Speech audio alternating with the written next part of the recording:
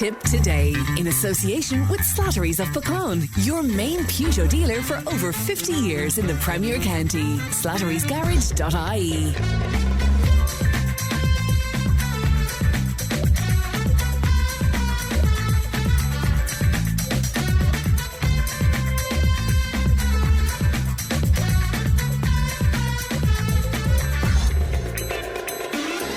Good morning, welcome along to Tip Today, 1800 938 007. That's our free phone number. It won't cost you if you'd like to make a call to us. And Ali is producing today. Coming up on the show, Deputy Michael Murphy is with us live in studio. More on the families of special needs children. Financial advice with Francis O'Hanlon. We have global news with Thomas Conway. Dear Phil will answer your queries. Karen Prendergast will talk to us about interior design, all of that and much, much more on the way. You can text and WhatsApp 083 311 3311. You can email tiptoday@tipfm.com. We're always glad, of course, to hear from you. We've also teamed up with Jack Doyle's Irish Pub and Restaurant in Budapest in Hungary to give you the chance to spend St. Patrick's weekend in Budapest. Sounds good, doesn't it?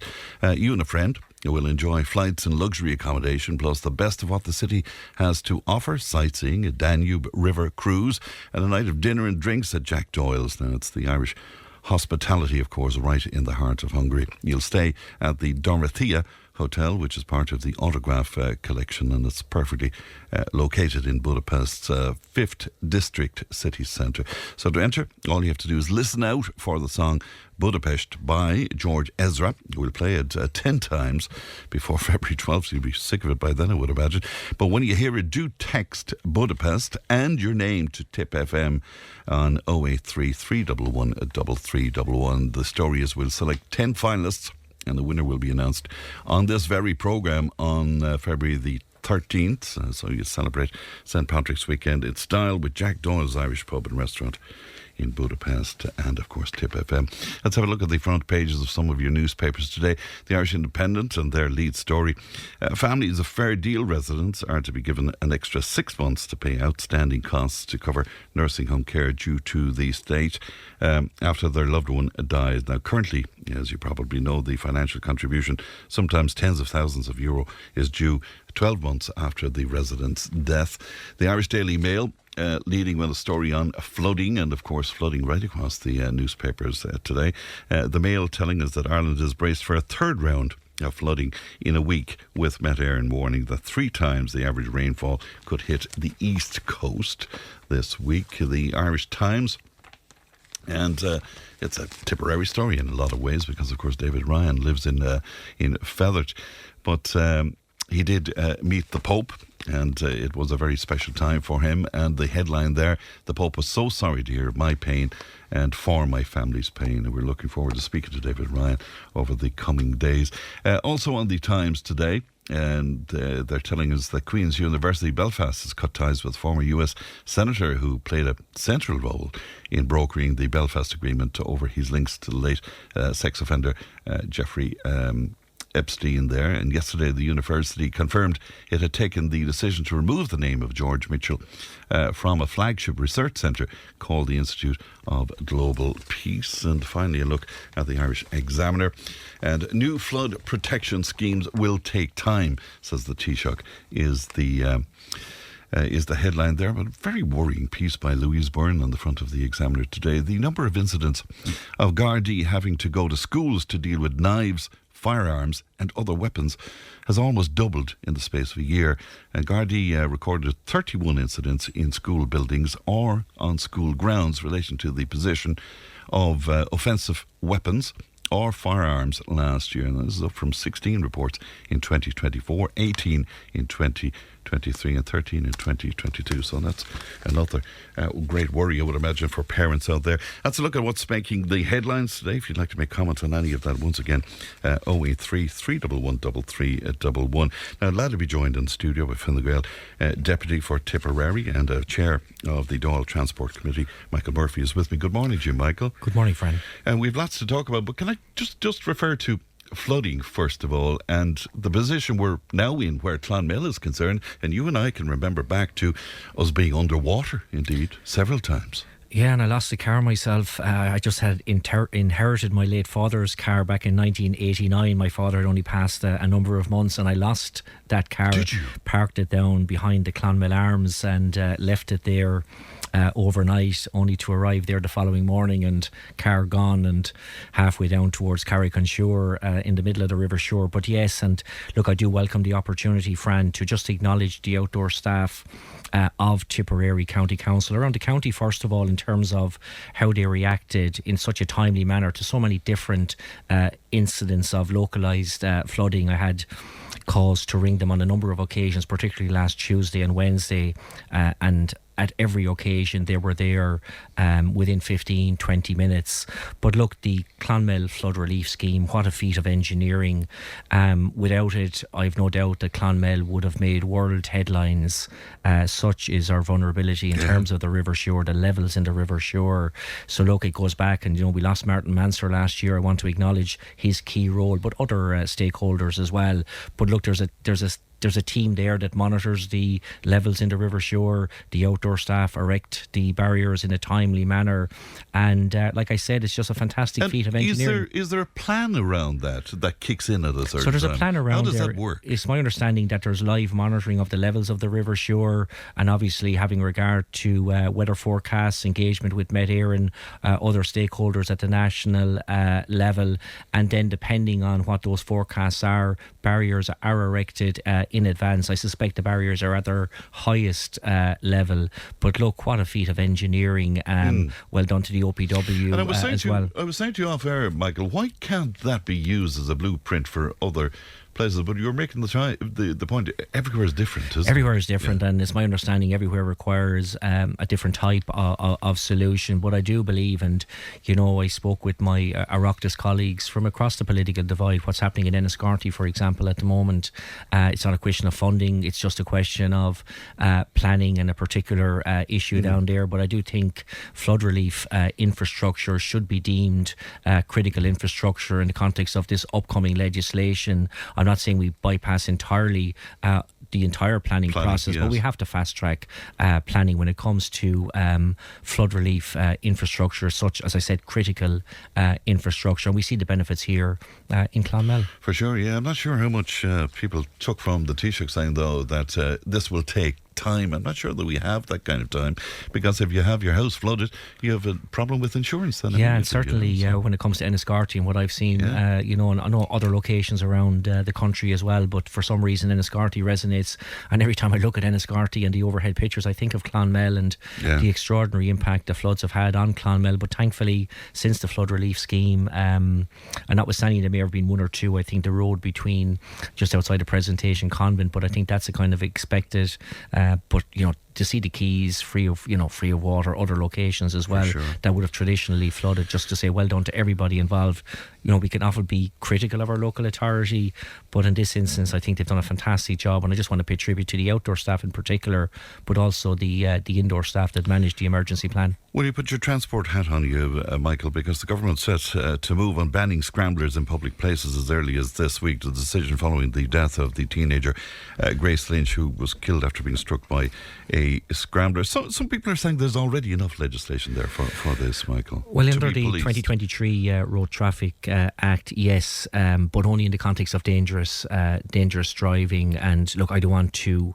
There's an individual that has been before the courts, I think, already in the context of this particular instance. I'd be very careful what I say, but in general speaking, yes, dangerous driving, there are penalties there under the 2023 Road Traffic Act. I think what government are looking at now is banning the use of scramblers in terms of public roads and public parks, and I think that's necessary. We need to look at that urgently. Again, that tragic incident, and I want to just offer my condolences to the family of Grace Lynch, 16 years of age. It's just shocking. What is the current position with a scrambler? Does it need to be insured? All motorised vehicles need to be insured, and let me talk about e-scooters as well. We need urgent legislation around e-scooters as well, and the age by which somebody can ride on an e-scooter on a scrambler, the type of protective gear that they should wear. But look, I think the government are going down the road in terms of scramblers, completely banning them from public roads and public parks. And where they are banned and somebody is caught, it's my understanding what's being proposed is the vehicle will be seized, confiscated, and one cannot get it back. It's going to be that, the legislation is going to be that strong because it's also about enforcement as well.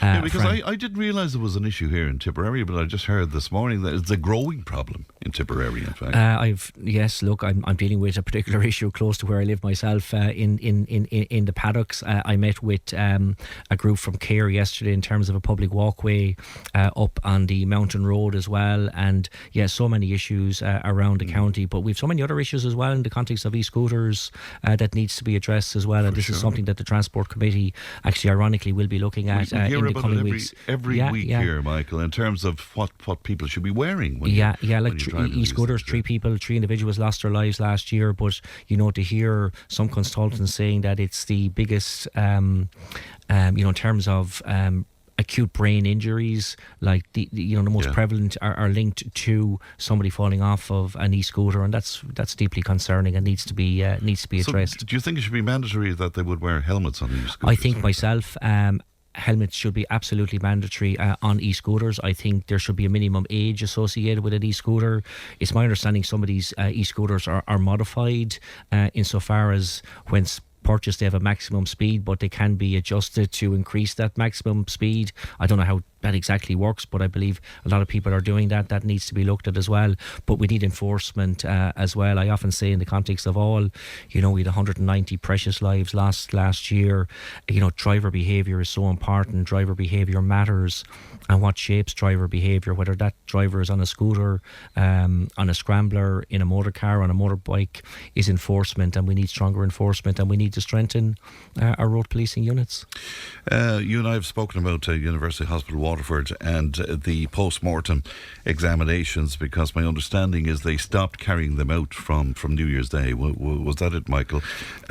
What is the latest on it? So first of all, this is something that I've been highlighting probably for 6 months now and up until the end of last year, and we're talking about coroner-related post-mortems, 750 carried out across the southeast, across 5 counties last year, and up until the end of last year, those post-mortems were being carried out by HSE pathologists operating as independent contractors for the Department of Justice. But these HSE pathologists are consumed by their own work, their own pathology work, can no longer do this work. This was flagged, I think, more than 12 months ago. The current situation, Fran, I raised it in the Dáil, and obviously I heard your interview with Father Michael Toomey. I've spoken to Michael Toomey, Father Michael, on many occasions since. We have 3 locum pathologists coming in from the UK on a Monday, Tuesday and a Thursday is my understanding, a capacity to do approximately 6 every week. Every week, yeah. But the problem is, and we've seen it already in the month of January, flights can be delayed, somebody can get sick, and what I've asked the Minister for Health to do is to engage again with the Minister for Justice, and I think we need a kind of some kind of a national framework, national strategy, long-term strategy. My fear, I was at a funeral there in the UK lately. A good friend of mine passed away, but that funeral was probably 4 or 5 weeks after the day. Behind every one of these coroner-related postmortems, Fran, is an accidental, tragic death, families grieving, and what families want is to be able to bury their loved ones in a timely manner. And I think we've had 2 instances already in Tipperary in the month of January whereby that funeral was delayed because of the new arrangement that exists. But look, I do welcome there's an interim arrangement, but I don't think it's the long-term solution. I would imagine that interim arrangement is a very expensive one, though, isn't it? Yeah, look, I've put in further PQs trying to establish the cost, because I think we need to recruit pathologists, a dedicated team of pathologists. These coroner-related postmortems, they're carried out in Dublin, Galway, Limerick, Waterford and Cork, and we need a dedicated team in each of those 5 key hospitals doing postmortems, as I said, coroner-related postmortems, so that families can bury their loved ones in a timely manner. And the jurisdiction over it is so complex between Justice and the HSE, for example. Is there any hope of simplifying that? Yeah, look, the Coroners Act is very clear. It's the Department of Justice that has responsibility, but and then they're operating they're HSE employed pathologists working as independent contractors for the Department of Justice, in essence, doing these coroner-related postmortems in their spare time, and I don't think that's sustainable. I think, all pathology should be carried out under the auspices of the HSE, but like I said, and what I'm calling for is kind of a national strategy, a national framework, so that we don't go down the road of the UK whereby we're waiting weeks and weeks to bury the loved one, as I said, often as a result of a tragic or an accidental death. That would be very unfortunate indeed. You're also saying, Michael, that a proper plan is needed to sort out the rural taxi shortage, but lots of discussion on this last year, but I mean, what's the story now?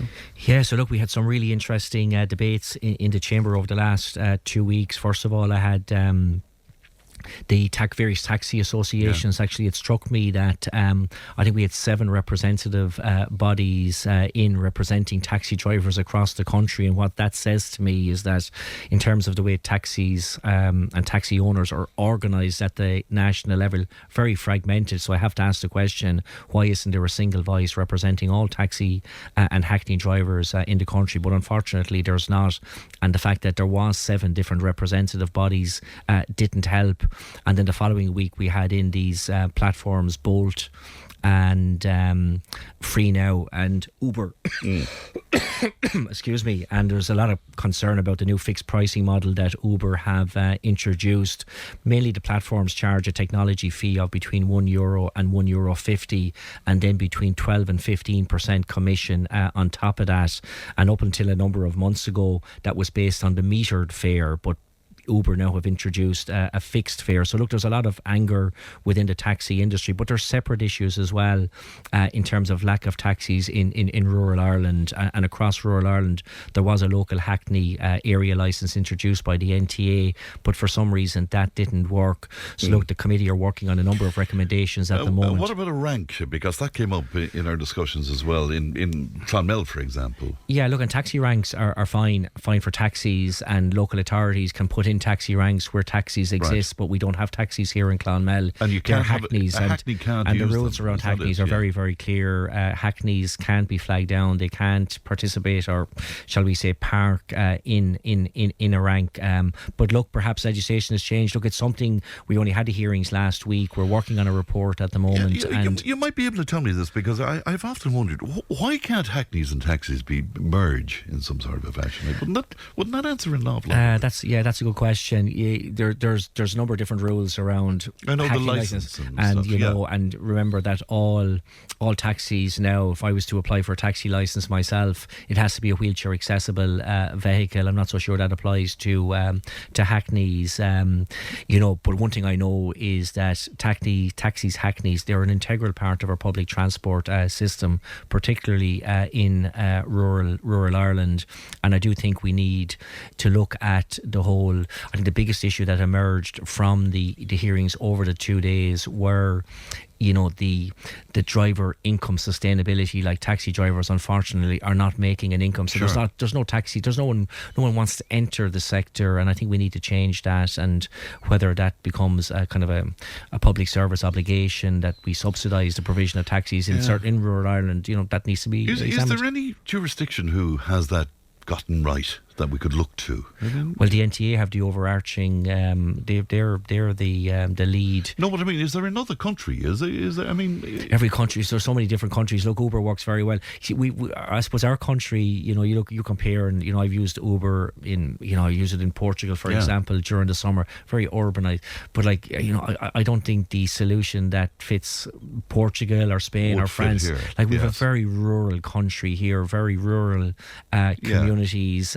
And that's why it's hard for taxi drivers to make a living, or hackney drivers to make a living. There's been some suggestion that maybe what works well in 1 or 2 other countries is these part-time taxi licenses, weekend licenses. But look, it's something, as I said, the committee is putting together a report at the moment, number of recommendations. But look, we have to address, like, we had, I think, 49, almost 50,000 individuals that had a license to drive a taxi back in 2009, and I think that number has dropped by 25% in 2020.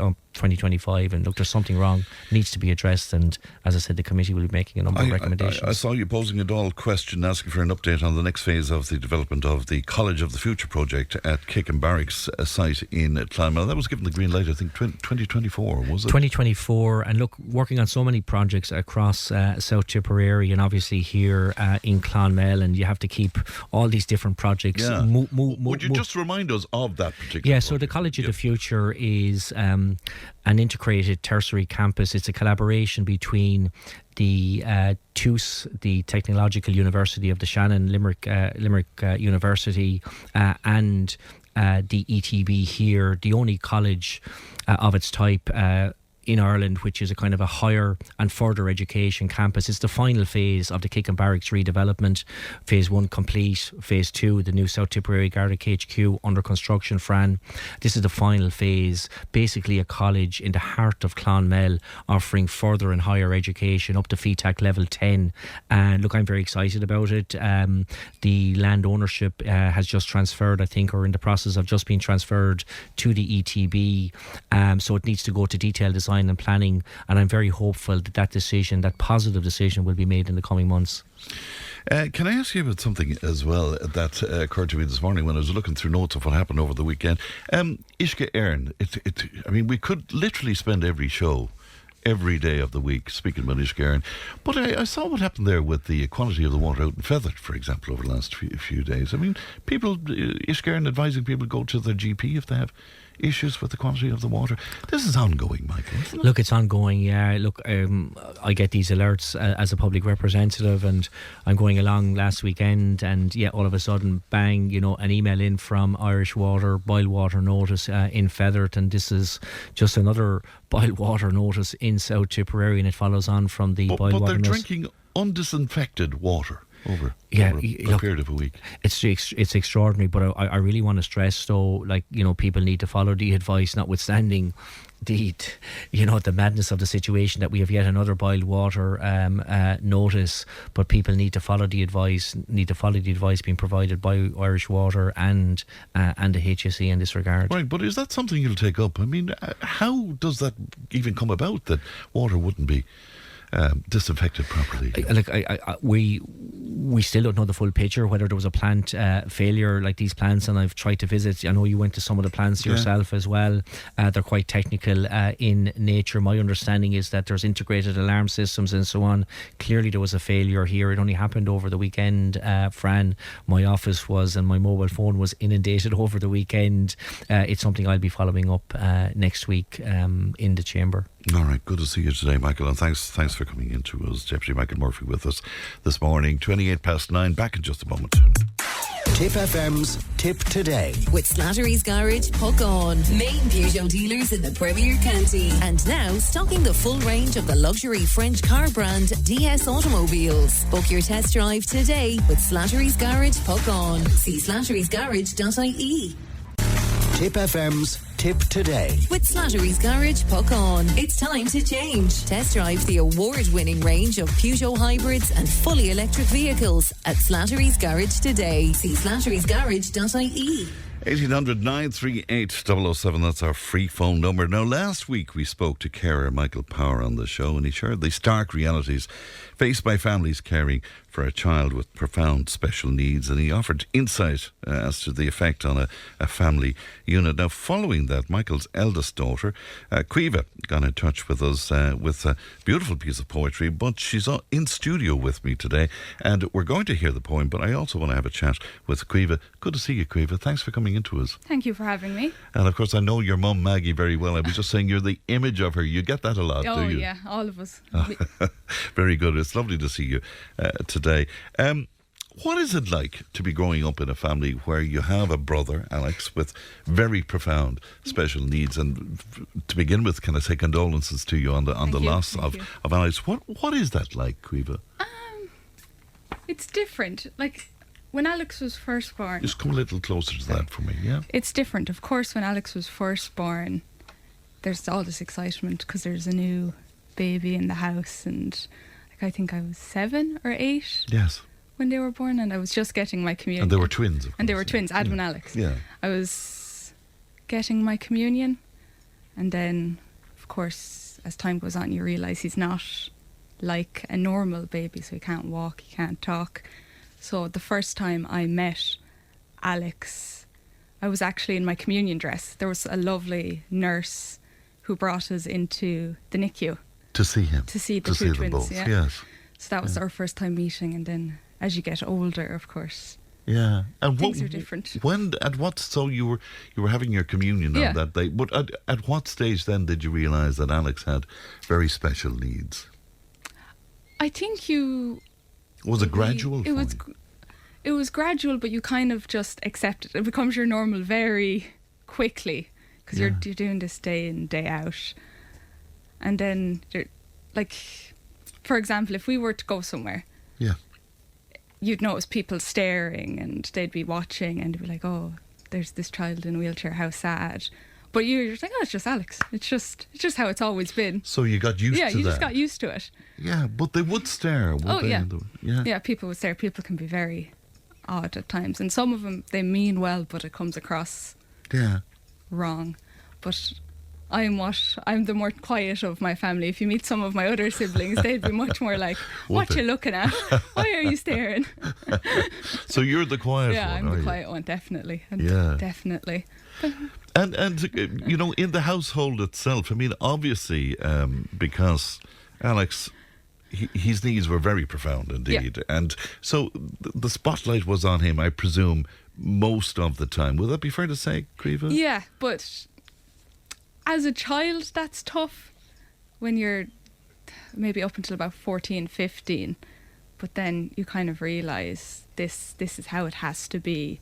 There's not enough time, and it's not fair in a way, in commas, but I found the things that annoy you are always mad. Like one of the things I vividly remember was there'd be wheelchair fittings, and they would take hours. I mean, hours upon hours. And now as an adult, I'm like, why did they never put like a child play place in these places? Like, you could be sitting in an appointment for 3-4 hours just for this child to get fitted. So you'd have to sit there. You just have to sit there. There would be nothing to amuse you. Nothing to amuse any kids at all. Right. Until you're about 13, and obviously you can amuse yourself. Yeah. But of course I have 2 younger siblings, and they would go nuts. Yeah. And did you get annoyed about that? Were you annoyed about that? I would say more so bored. When you're young, you're just bored. You want to be up, you want to be moving. You don't really understand why am I in this place for hours on end. But there's nothing, like there's no option on the parents. You have to take young kids to these appointments. You can't just leave them at home alone, obviously. Of course, yeah. And did you often compare yourself then to other families and maybe friends of yours in families where, you know, they could come and go, I suppose, as they please to whatever extent, and where, you know, everything was based around Alex? I did somewhat, but again, when you've, like, Alex was in her life for 14 years, so it got to the point where I was like, I get to do all of these things that you don't get to do. So I got to go to like Disneyland and Centre Parks and all of these places, and you, as a child, you get to see that side of things. You get to see all the things that are like better in a way than all the other children. Like, not many kids can say they've gone to Disneyland for nothing and gotten fast passes and gotten to skip queues, and this was all of a result of Alex. Fantastic, yeah. So I think kids are very optimistic in a way, and your brain adapts quite quickly to see the kind of positive light of things. It's only when you're older you're like, that's mad. Yeah, you look back, and I mean, if you don't mind me saying, you're 22, I think. Yeah, I'm 22 now, yeah. And at this stage, looking back then, so you have a different insight then at this point. What at this stage, looking back, you realise how kind of hard it was in a way, because obviously you don't get as much time with your parents because they're constantly running and racing and there's appointments. But also it's nearly, in a way, you're set up to be disadvantaged because the child has to go to so many appointments, and there's no schemes for childcare for the siblings. There's, if you have to go, you have to go. Yes, of course. So of course there's times where you're pulled out of school, you're taken to these appointments because no one can come collect you. You're missing out on education, you're missing out on other opportunities other people have, And a lot of that just goes to there's nothing in place. People don't think of the other kids in the house. The government doesn't care, really, is how I think about it. Like even... Yeah, you're right, because even when we speak, and we speak a lot about carers on this programme, Caoimhe, but we don't really speak a lot about the siblings, I suppose, all that much. I think it's just a side people don't see.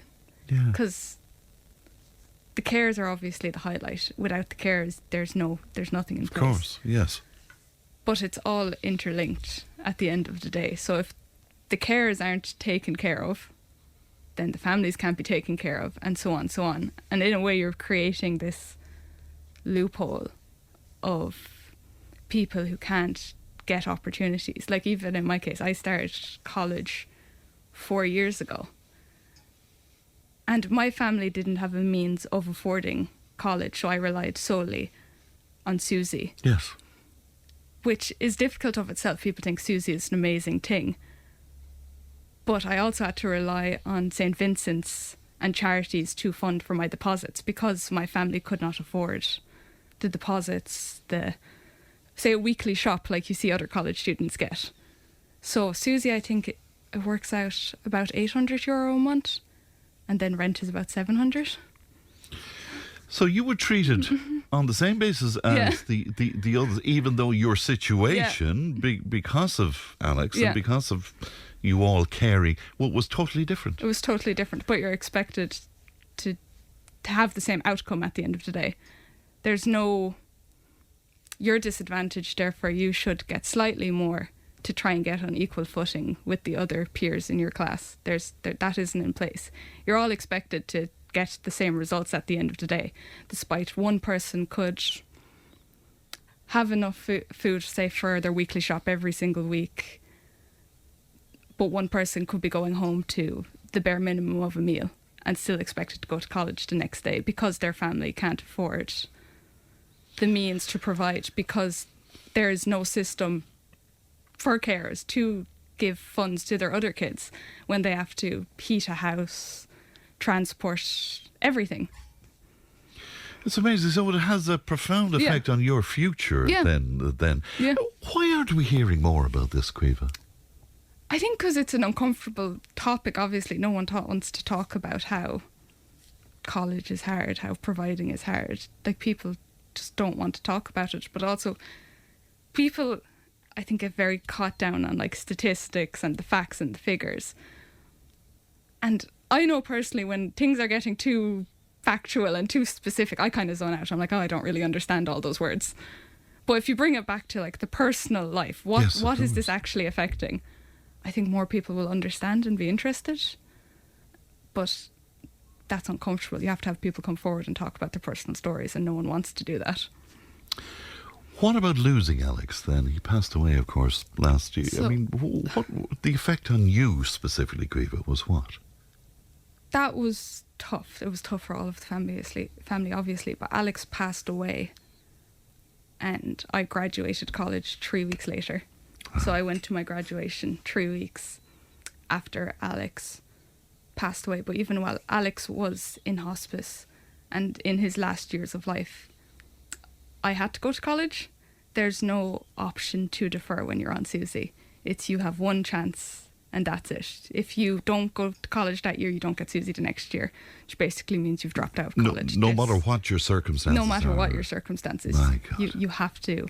So I obviously kept going through it, talked to my family about it, and they were just like, keep going. You've gotten 4 years.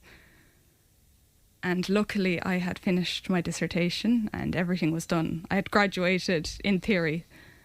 And then Alex passed away 3 weeks before graduation, and we just went. And that was, I think, our first big family day out without Alex. So it was odd. It's weird. And you know, that notion, and I think I mentioned this to your dad as well, that notion of a void that's left then, because I guess even though you're away at college, Alex is always at the back of your head somewhere. Yeah. Well, if my family, say, wanted to come up to visit me in college, there'd have to be a system in place to mind Alex. And the fact that you can all just get into a car and go now it's odd. And at the time, obviously it feels like a pain. You're like, oh my God, we have to figure all this out before.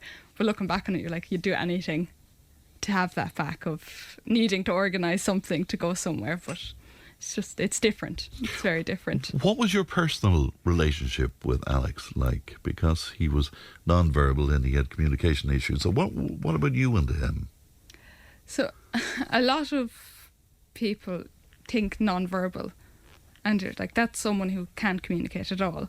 Even when I was telling my friends or my girlfriend who, when we visited the house, Alex is non-verbal, in their head they're like, oh, that means he can't talk, he's not there in a way. But then you meet Alex and it's such a shock in a good way, because he was so communicative. He'd laugh, he'd smile. Smiley, yeah. That's my image of him always, is smiling. And yeah. He'd light up a whole room. He was just full of crack. Like, we'd always say, if Alex could communicate and walk, he'd be some troublemaker. He would definitely not be a calm, timid boy. We're like, he'd probably set the house on fire if you let him, if you could. So it was just like a relationship you have with any other sibling in a way. Yeah. Like, there'd be banter, there'd be crack. But has it made that relationship, has that made you the person that you are, Caoimhe? It's definitely the made kind me of person you are, if you know what I mean. More empathetic and more wanting to help people. Like, if I see anyone now in trouble or in a bad situation, I want to help them. I want to make sure they're okay. And I've a lot of issues seeing people being treated poorly because of something they don't have control over. Like, I was warned when coming on here today by some people, it's like, now don't get too passionate, because when I go off on tangents I can forget myself entirely. I'm just well, there's something wrong with that. Yeah, because I know you are very passionate about it. I mean, you know, in your correspondence with us, siblings are missing out on education and school days to make hospital appointments. And you also say that support for carers runs deeper than what is being shown on the news, and it affects everything, such as how parents can afford college or uni for the kids. And you spoke to us about that. So there's so many things there that is rarely part of conversations around caring, you know? Yeah, there's so much to it. Even, like, if you think about some of the things kids have seen as a result of their siblings, and it's stuff other children would have no comprehension of. So say seizures, for example. If you had a normal 8-year-old and they witnessed a seizure, it's a big traumatic, frightening, yes, terrifying. But in our family, it was just, it sounds really like sad in a way, but it was just normal. Like, I'm thinking back to a story in primary school where there was a little boy in our class and he had seizures, and my sibling at the time, she witnessed this boy have a seizure, and there was big pandemonium in the school. Teachers were running, everyone was upset. And obviously the teacher had to come out to the car and apologise to the parents, like, your child might be a bit upset. Sure, my sibling and I, we were just like, it's just a seizure, miss. What's the big chaos? You would have seen that all your life with it just becomes, it comes back to it, but it really does just become your normal of just, this is the reality, and you learn very quickly to adapt. And I think the younger you are, the faster you adapt to it. So I presume that makes you resilient then, does it? I mean, you're a good person to have around in an emergency, I would imagine. Oh, no. No. No. That's maybe different. That's different. But if someone's bleeding or vomiting or a bone's broken, I'm probably in the furthest corner away. I'm good in the fact of, that's normal, but just don't ask me to, like, fix the problem. Right, so the nursing profession is not for you, you think, or something like that, for sure. You're studying English and history. Would you like to end up being a voice, though, for carers and siblings of children with special needs? Would you like to do that? I definitely have an interest in speaking out about things, and there should be more voices. And I think the English and history course obviously plays into it a little bit of, you learn how to do speeches, you learn all of these things and how to present yourself. But they're just, across the board, there just needs to be more voices for carers. Because I've noticed at the moment you're hearing the same maybe 4 or 5 voices over and over again. And people are starting to tune out just a little bit. But also even that poem about the government was shared so many times across pages and Twitter and all that. Will you give us that poem? Will you recite that for us? Yeah. Now this is your own work. This is. Are you talking about the poem about the government or the one about Alex? There's two. Well, you pick now, because I mean I was reading "Hello to the Skeptic" and that is an incredible piece. Do you want to do that one? Yeah. Okay. So "Hello to the Skeptic" that was read at Alex's funeral. Actually, it was about Alex. So it's "Hello to the Skeptic." Alex came into this world fighting, defying doctors who said wouldn't, couldn't or shouldn't. Alex leapt over lines created by those who wished to prove him wrong, with a heart that remained fierce and strong. Hello to the tough and timid. With a cheeky grin and gleaming eyes, Alex united groups that would never cross tides. The list is long with bikers who made Alex mighty proud, with engines that thundered like a heartbeat in the clouds, or guards that filled his room with great delight. Alex blurred the lines between rule enforcer and boss of disorder. Hello to a world that got to see his smile beam, 'cause his smile spoke louder than any word could. Even when silent, Alex's smile could be understood. With a twinkle of an eye and a grin, he made the wild rally and the weary unashamed. Alex was magic in a way that can't be explained. Hello to 14 years. While it may seem too little, Alex made it clear he lived a life drafted from dreams. With every heartbeat love poured free. With helicopter rides and late night Disney, even those who arrived in tears and in pain, Alex showed them how to be happy again. We could see Alex always understood, yet he loved more in a way than any of us could. Hello to those who feel like this is a goodbye. It isn't. Alex is just saying so from the other side. With a voice that is now unbridled and free, he will say, hello to the people who left you and I. Hello to new wonders and adventures pain-free. And most importantly, hello, I was here and I will never be gone, because through you all I live on. That's absolutely gorgeous. That's just gorgeous. And I love the line, he lived a life drafted from dreams.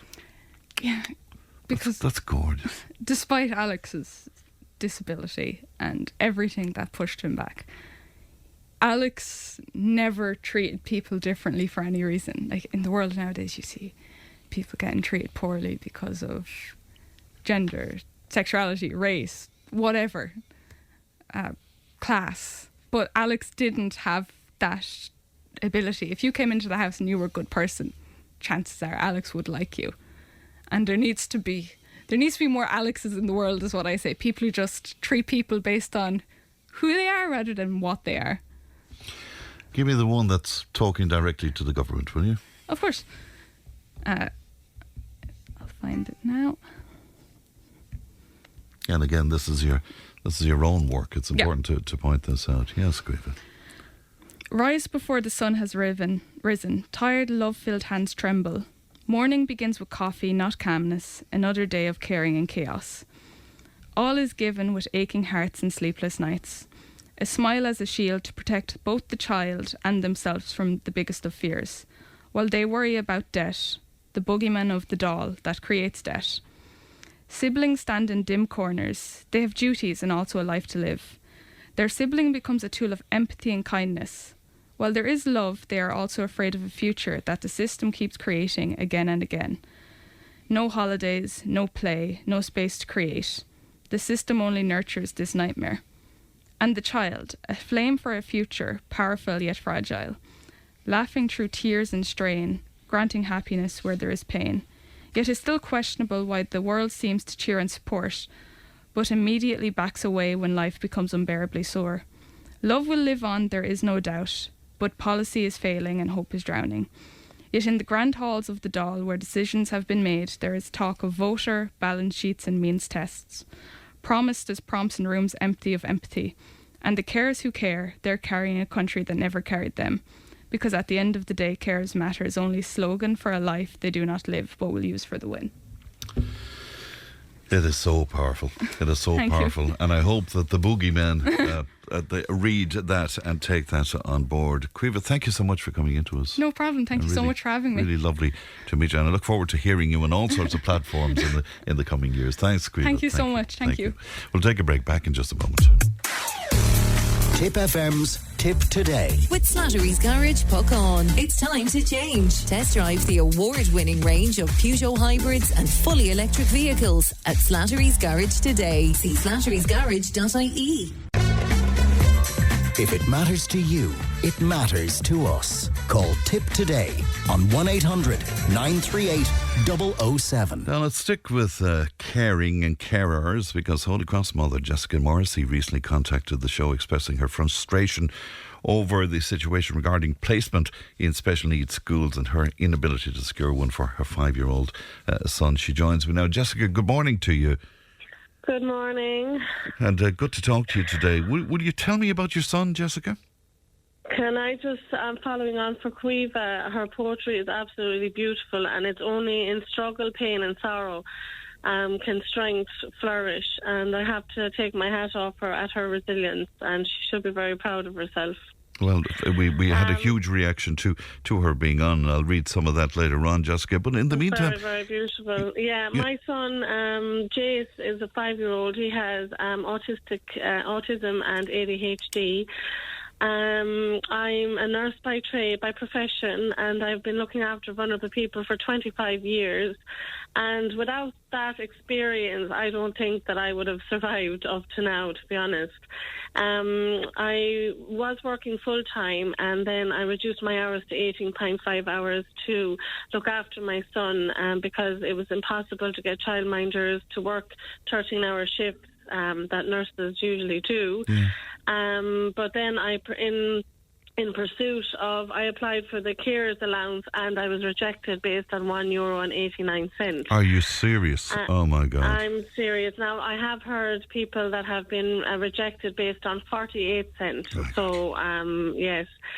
So, however, the NCNSE, which is the National Council of Special Education, have brought in this new initiative. 8 weeks they gave us a notification for October 2025 for the following year of an enrolment in September the following year. So I had 8 weeks to get my stuff in order. But unfortunately, the psychologist that did the initial assessment for my son Jace, there was one word that was missing from that assessment, was the primary school. So in North Tipperary Intervention Services, there are no psychologists in North Tip, right? So I'm here needing a letter of amendment before October, before this eligibility letter, which is like the Willy Wonka golden ticket, if you ask me, which is impossible to get. Couldn't get that letter, and on the 16th of December, Kieran Healy, a big shout out to him. He's the principal of the Presentation School, where Jace is a student right now in preschool. In the autistic unit, managed to get the psychologist to go to the school on the same day that I buried my dad. So I was in two minds, right? What do I do? Do I miss my dad's funeral, or what do I like? But anyway, I managed to do both at the same time, so I was very, very happy with that. And so the letter was amended. However, the NCSE gave their SENO officers, which are the Special Ed Needs Coordinator or organisers. I have been in constant and consistent communication with those. Weekly, daily, and it's been frustrating, and I promised myself that I will not shed a tear and I will not cry, because I want to illustrate the burden of trying to consistently try to get a placement for my son. So he is diagnosed with ASD and ADHD, right? So the SENO officers have advised me that I cannot go for special school in a special class now, because I missed last year's new initiative. right? This is the first time it has enrolled, and the 8 week that they gave us was a little bit stringent, to be honest with you. So I've done everything in my power. I've contacted everyone that there could be contacted. So I'm not getting really anywhere with it. Regarding that, and your option then is what, Jessica? Is that homeschooling? Thank you for bringing me back. No problem at all. Thanks for bringing me back. Thank you for that. So my option 1 is obsolete because of this golden ticket. I call it a golden ticket now. I don't have one of those, and the NCSE will not release one until further notice to the CNO officers, okay? Organisers. And so my plan B is mainstream with an SNA. Now, I have spoken to several principals around the locality, and whilst they've been supportive, their hands are tied. They don't have the SNAs. And Jace needs one-to-one. If he goes into a classroom full of loads of pupils, he'll get overwhelmed. Sure. He'll start acting up, and his tantrums have increased the older he's getting. Now, I'm lucky that I have the experience I have dealing with persons of challenged behaviour from all my years of nursing, but I couldn't imagine what it would be like for someone that doesn't have that experience to be able to manage this in themselves. So plan A was the special school, which is obsolete. Plan B is mainstream with an SNA, which there's no availability, and the principals are already on their knees because apparently, according to the CNOs, that they have to have the place they have to have the SNAs allocated to whoever's priority. Yes. My son cannot. I am dealing with continence care for 25 years, and I cannot get him toilet trained because he's sensory and he doesn't like the look or the touch or the or nothing about anything that's coming out of his body. He's like allergic nearly to it. So I've tried all of that. So he does need one-to-one care. So then she mentioned the CNO officer, I won't mention any names, mentioned homeschooling. And I said to him, I'm already after giving up half of my working week. So am I supposed to give up my full job as a nurse? I love my job, and my love of my job is the only thing that's keeping me going now. It's how I get out socially. I don't get out socially other than that. And I love looking after vulnerable people, and it gets me away from my ties here at home, you know. So that's exactly where I'm at now, and it doesn't seem to be. He's up on a database, but I have. And what are the local representatives saying to you, Jessica? I presume you made contact with them, have you? Yes, I did. I have Mr. Michael Lowry. I have been in contact with, and he is fighting my case. But these just do. It does take time. However, I don't really have much time because the enrolment is out by the end of the first week of February. So I only have until this week to get my son enrolled in a class in a mainstream. And with an SNA. That's not looking good at this point, Jessica. It's not looking now. I did get one enrolment form back all right, but I did speak to every individual principal at length, a 45 minute, maybe to an hour, speaking to them, and I can understand that they have to risk assess as well. It's a risk assessment on their behalf. I understand how that goes being a nurse. But and I understand that they're on their knees, which they're already at their capacity. So throwing in my son with all his needs on top of that, it's overwhelming, I'd say, for them also. Well, so Jessica, sadly, I'm out of time just now because we're heading towards news. But could we get in contact with you again next week and just see how you're doing at that point? Would that be okay? Of course. No problem. But in the meantime, are you putting it out there now to local representatives that they might be listening and feel they can help you? That's exactly it. I'm on my knees myself. I've been very upset day to day, even to the degree that my son can feel it. And he's touched my face, and I know he's trying to get rid of my pain and my frustration at the system and the lack of services for vulnerable people. Oh, Jessica, I'm so sorry you're so upset, and I can understand why. It's disgraceful. Jessica, we'll continue to check in with you if that's okay, and we'll talk again next week. Is that okay? No problem. Thanks a million for taking my call. You're welcome, Jessica, and my best to Jace as well. Thank you. News and information is coming up.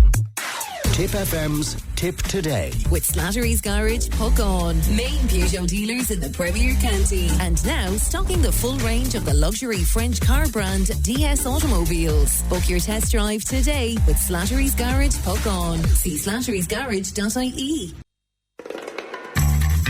Tipp FM's Tipp Today. With Slattery's Garage, Puck On. Over half a century driving the people of Tipperary and surrounding areas with quality, reliable and economical vehicles, new and used. Call the sales team today to discuss your next car or van on 067 24 111. Thanks very much, Pat, and welcome along to the second hour of Tipp Today. Richard was on. He says, well done on allowing Caoimhe Butler to shine a light into a corner that the politicians would prefer to keep in darkness. We also... what also needs to be addressed is the treatment that carers get when the person that they have devoted their lives to dies, and in many cases they have to go back to mainstream social welfare. It's horrific that no cognizance is given to the needs of the carer who put their lives on hold and now have a huge void to address along with their grief. Kind regards, that comes in from Richard. It's a very interesting point indeed, Richard, and thank you for that. Another list, Barb on to say, what a great sister to Alex. Well done to Caoimhe. And the future is safe for people we care for with you in it. I'm so moved by her today as a carer myself. I have to agree. The constant same voices and faces appear all of the time, and it just passes over then the very people that need to hear them. Says Barb to us on 083 311 3311. Financial advice with FOH Financial Limited. Tried, trusted and experienced advice. See FOH.ie. FOH Financial Limited is regulated by the Central Bank of Ireland. Francis O'Hanlon is with me in studio. Good morning to you, Francis. Hi, Fran. It's heartbreaking to hear those stories. Oh, it's just awful, isn't it? What carers are going through. You just think, I mean, it's just unbelievable. Like, you know, you're talking about heroes and role models. Yeah. I mean, I don't know, it's beyond words, isn't it? For certain. In fact, our first question to you is coming from a carer. Will you please ask Francis, how do carers fit in with the auto-enrolment pension scheme with our employer? You know, so again, you know, I'm not 100% sure of what they're asking here, but if they're asking me, are carers entitled to the auto-enrolment, the answer is no. But they are entitled to credit for the state pension. If they're asking if they're employed as a carer by a private entity or person, as may be the case, on a PAYE basis, then yes, the same rules apply to them as anybody else. Any other business. Absolutely. Yes. Yeah. You know, so assuming that they are over 23 and they're under 60, earning more than 20,000 per annum. Now, I'm going to make an important point here. Important point in that, again, let's go back to the rule of 20,000. Yes. Sometimes people might be carers in part, and they might be in receipt of an income from a couple of different sources. If the 20,000 is across multiple sources, then they are still under the auto-enrolment rule. So if they have a job where they're earning X as a carer, but they also have a part-time job and they're earning Y, it might be, again, that they're entitled to auto-enrolment across the aggregate. So who auto-enrolls them then at that point? Well, everyone. Like, if, again, back to the point being PAYE, if it's about the state, then no.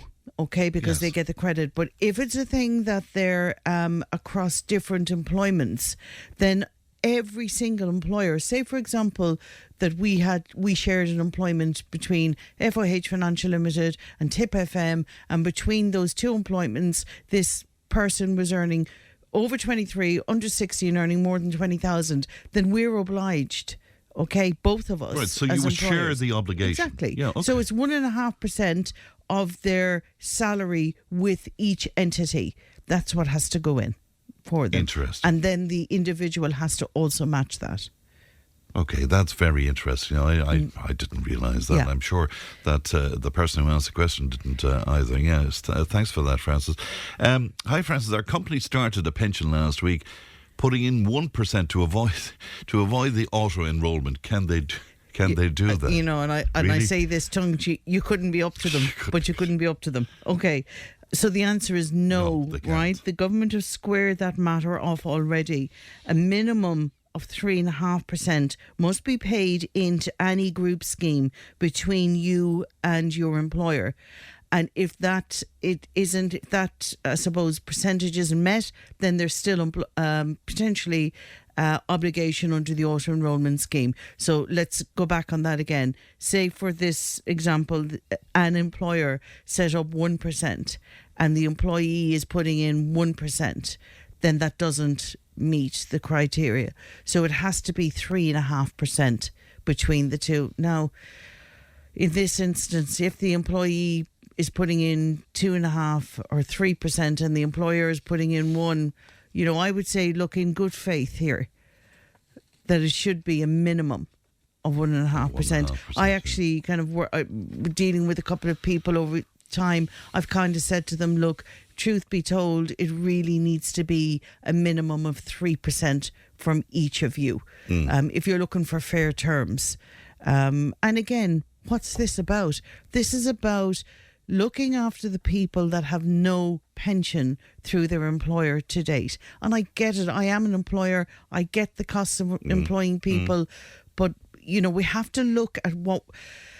Somebody has to pay the piper has to be paid, and the piper will stop playing down the line if we don't look after this. So again, it's like everything. It's like carers, it's like housing, it's like everything. Sometimes the right thing is the right thing because we're trying to look down the road, around the corner and up over the hill. Right, and you're trying to keep employees happy. Exactly. But what are they going to live on? I know, yeah. Fran, and then it's the strain. We've spoke about the strain on the state pension. I don't know how long have we been discussing this. So these are the pressure release valves that they're trying to put in place. Because listen to all the other things that are going on at the moment. Listen to primary schools not having the numbers in rural locations. I mean, that was all the talk last week. Yeah, all of these things, all of these channels are feeding in to the river of issue that's coming down the line in relation to pension. Yeah, and the birth rate, of course, is exactly dipping hugely. Hi, Francis. I got €3,000 in an insurance settlement. I would love to invest this. I would like something with no risk. Could you recommend something to me? No risk. So again, key word there is no risk. Yeah. There's actually no, in my opinion, there's no such thing as no risk, because even in something that's perceived to be no risk, as in deposits, cash, on post, whatever it be, there's risk because there's inflation risk. And please do not underestimate the effects of inflation. Yeah. They can ravage money. So, taking what this person has asked, I would say yes, if they want to do something with perceived no risk, do something like prize bonds. But again, beware, if you're not winning money, then your money is eroding, because the enemy of prize bonds is inflation. And if you don't win anything, you don't win anything, but your money is guaranteed. In other words, if you buy a prize bond for €1,000 and it's a thing that you don't win anything, you decide you want to cash it out, I think if you hold it for 90 days, you'll get your €1,000 back. But it's about the winnings that are tax-free as well, I might add. But if you're not winning anything, you're not keeping up with inflation, you have risk whether you know it or not. So you're losing. Yeah, exactly. Okay. I mean, let's go into fixed deposit. There's another alternative. They might say, I don't want the hassle of walking over to the post office and getting the forms or blah, blah, blah, blah, blah. I go into my own bank. And if you go with something like a fixed deposit rate, that's fine again. But understand that if you are only getting 1.5% or 1% net per annum, if inflation is above that level, you are losing money, whether you can see it or not.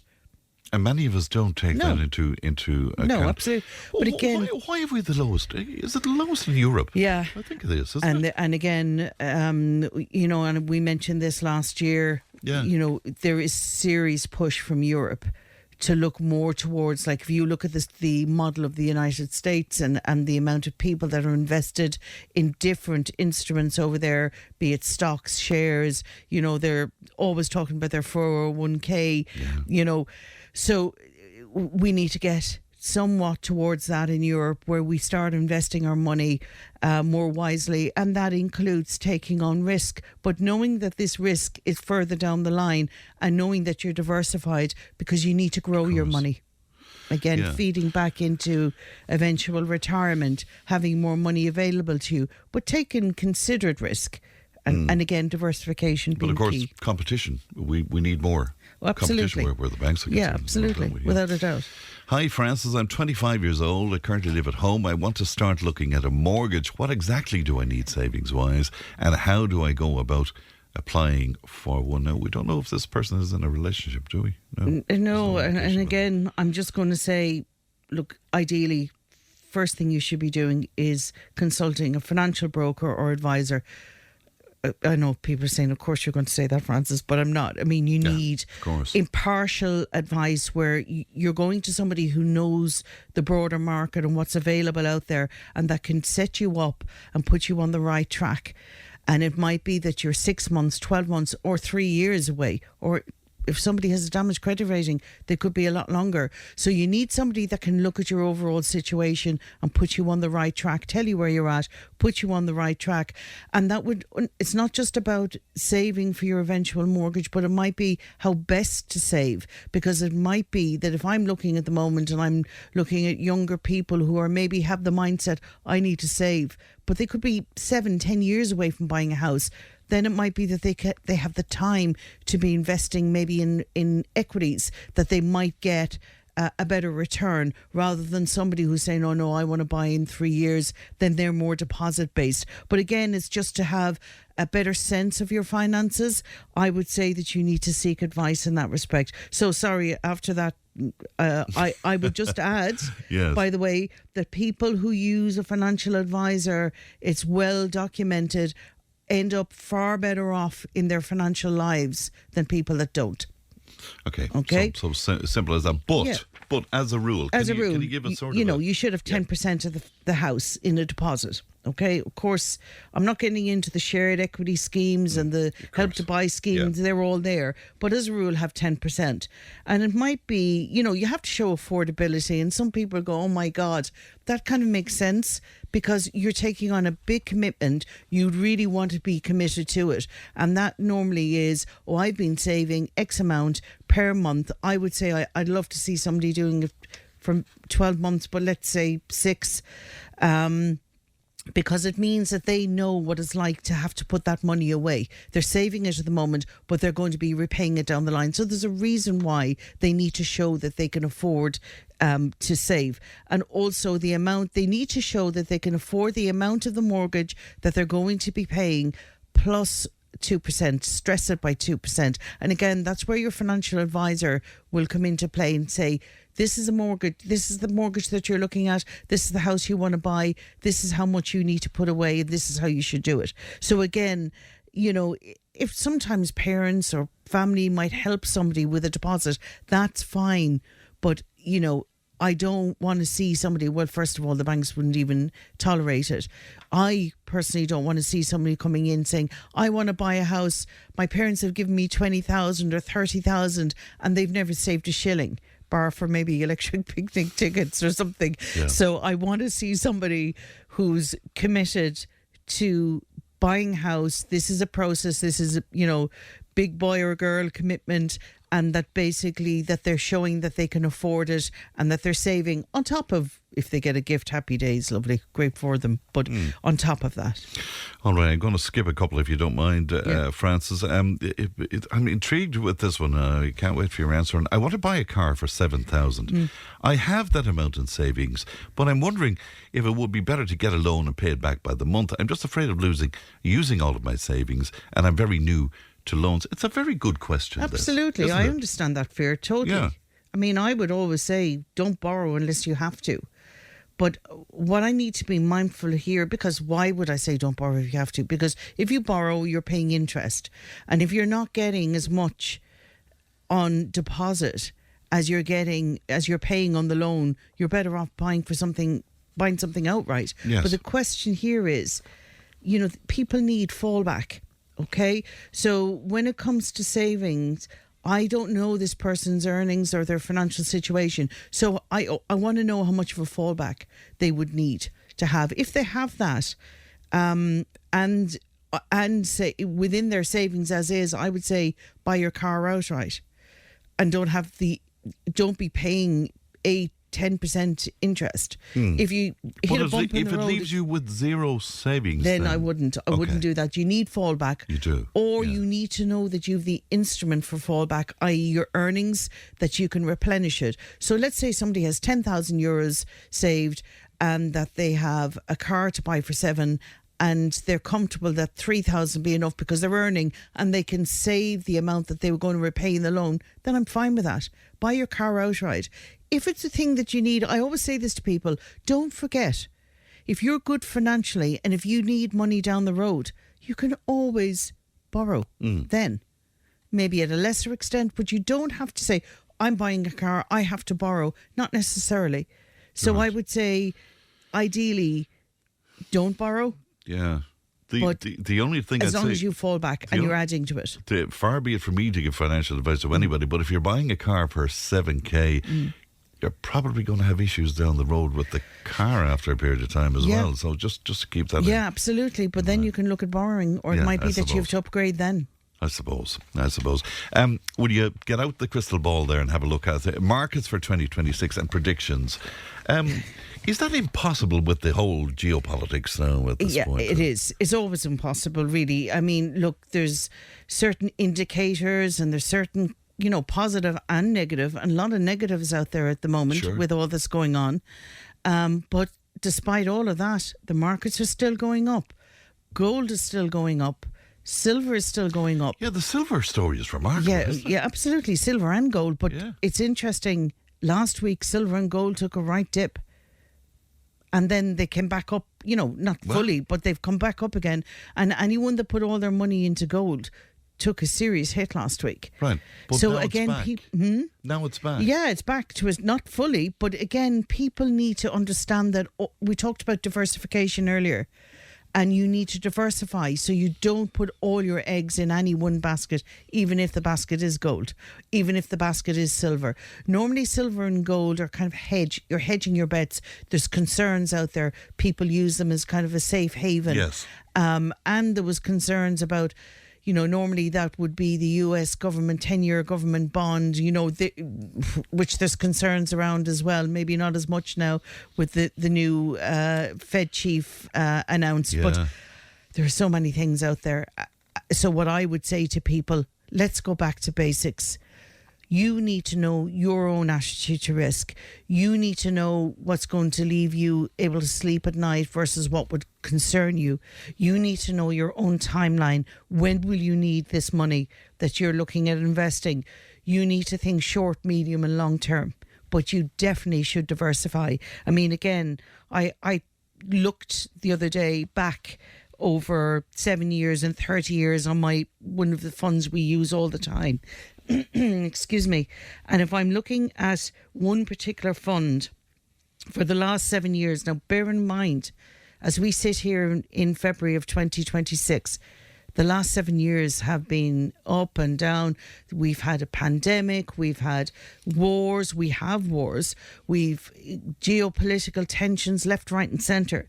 But despite all of that, this managed fund, not wild, medium risk managed fund, since 2019, its high has been 19.73%.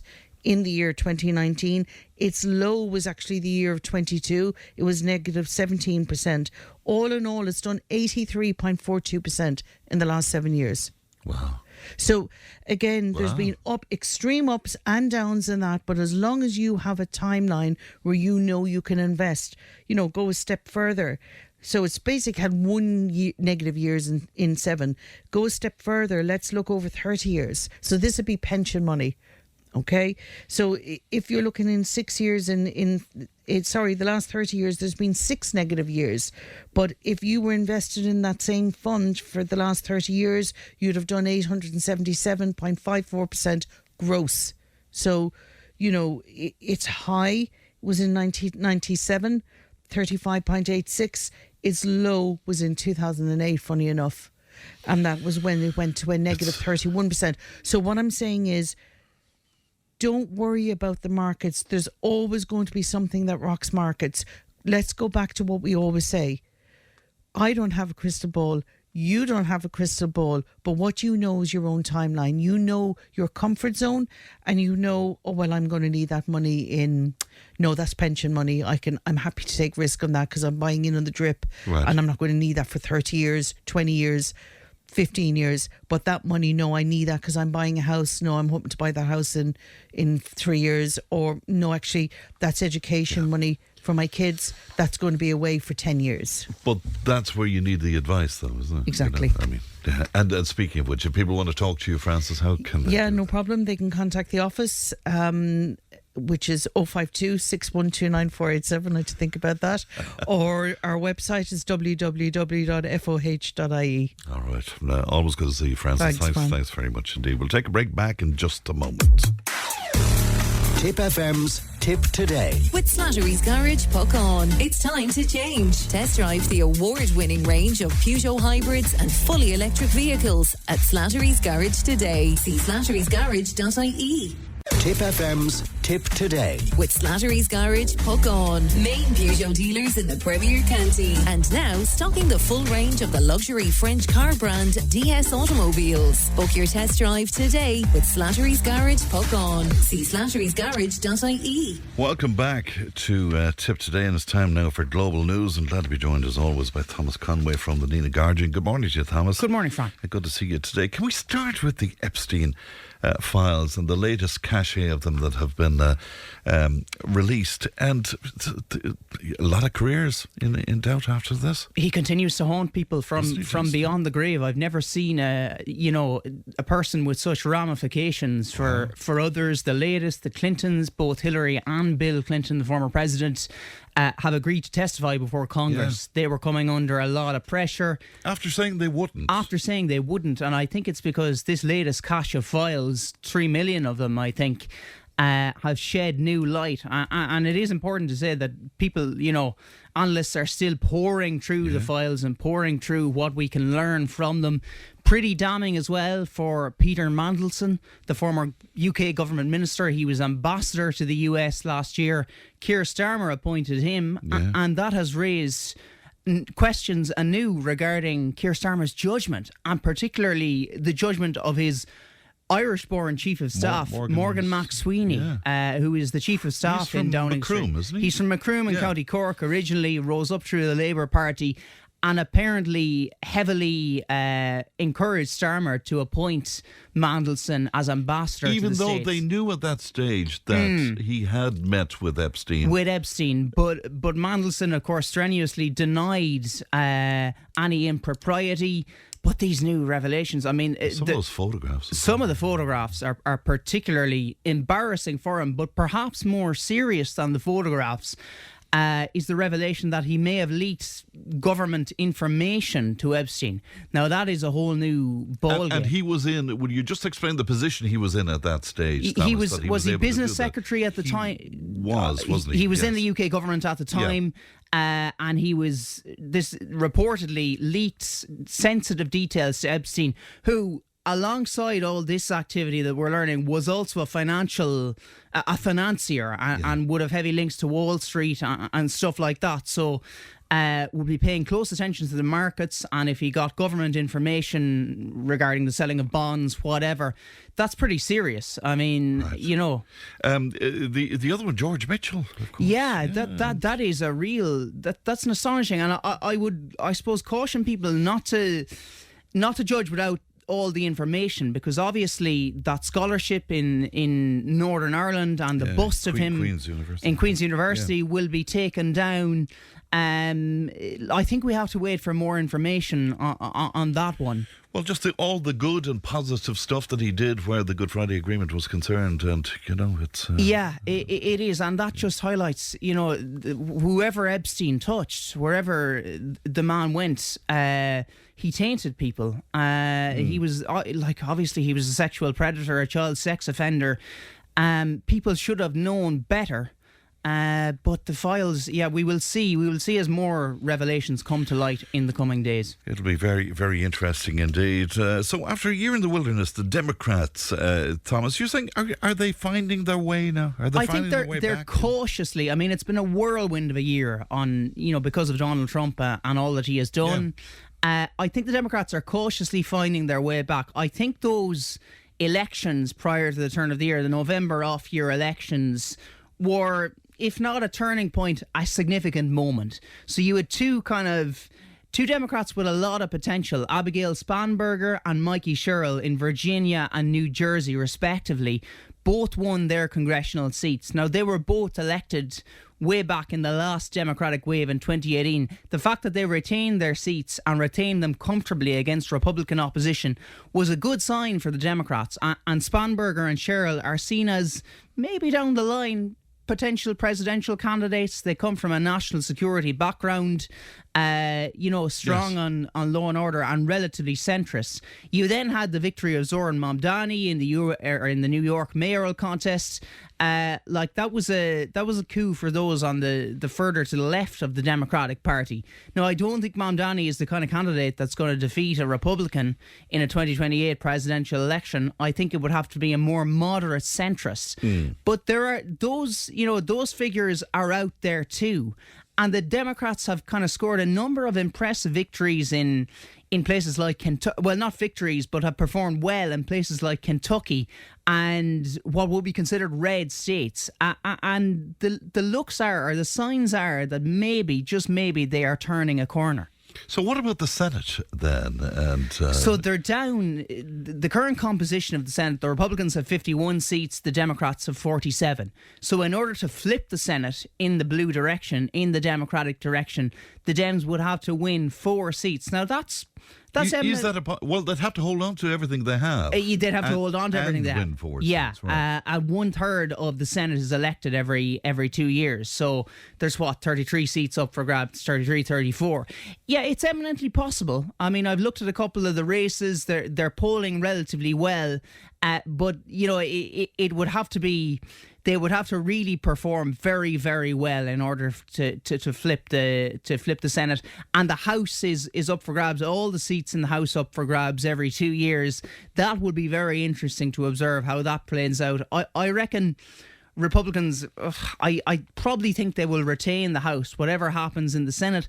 But make no mistake about it, this midterm election, as is always the case, will be viewed kind of as a referendum on Trump's presidency or in his second term so far. I heard a conversation over the weekend. I'd love your opinion on it, because some people figure that this will clip Trump's wings in some fashion if the midterms turn against him.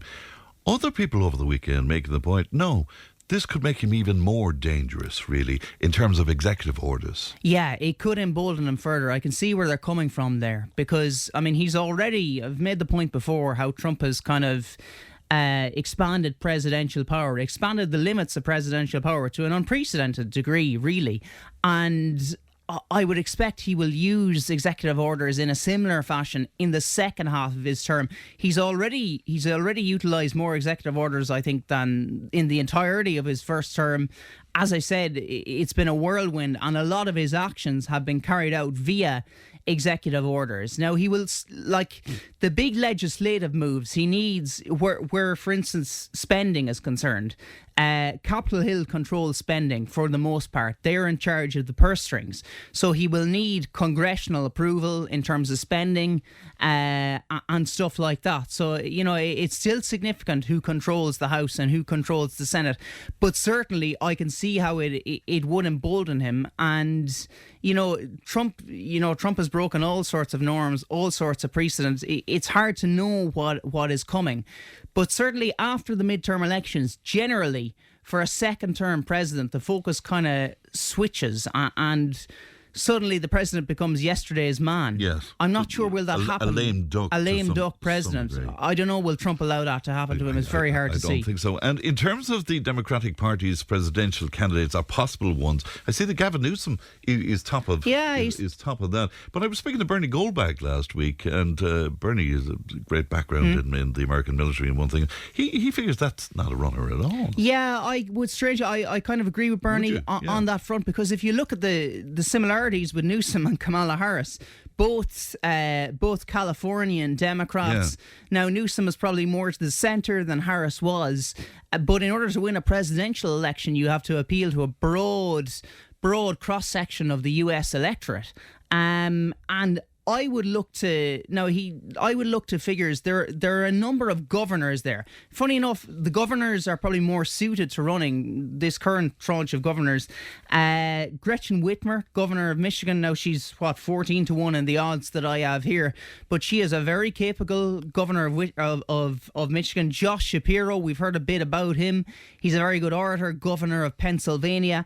And then you've other ones who have kind of been a direct conflict with Donald Trump. J.B. Pritzker in Illinois.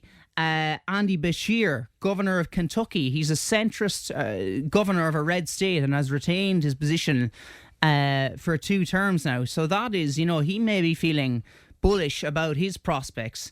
And then there's a guy called Wes Moore in Maryland who has drawn comparisons to Barack Obama.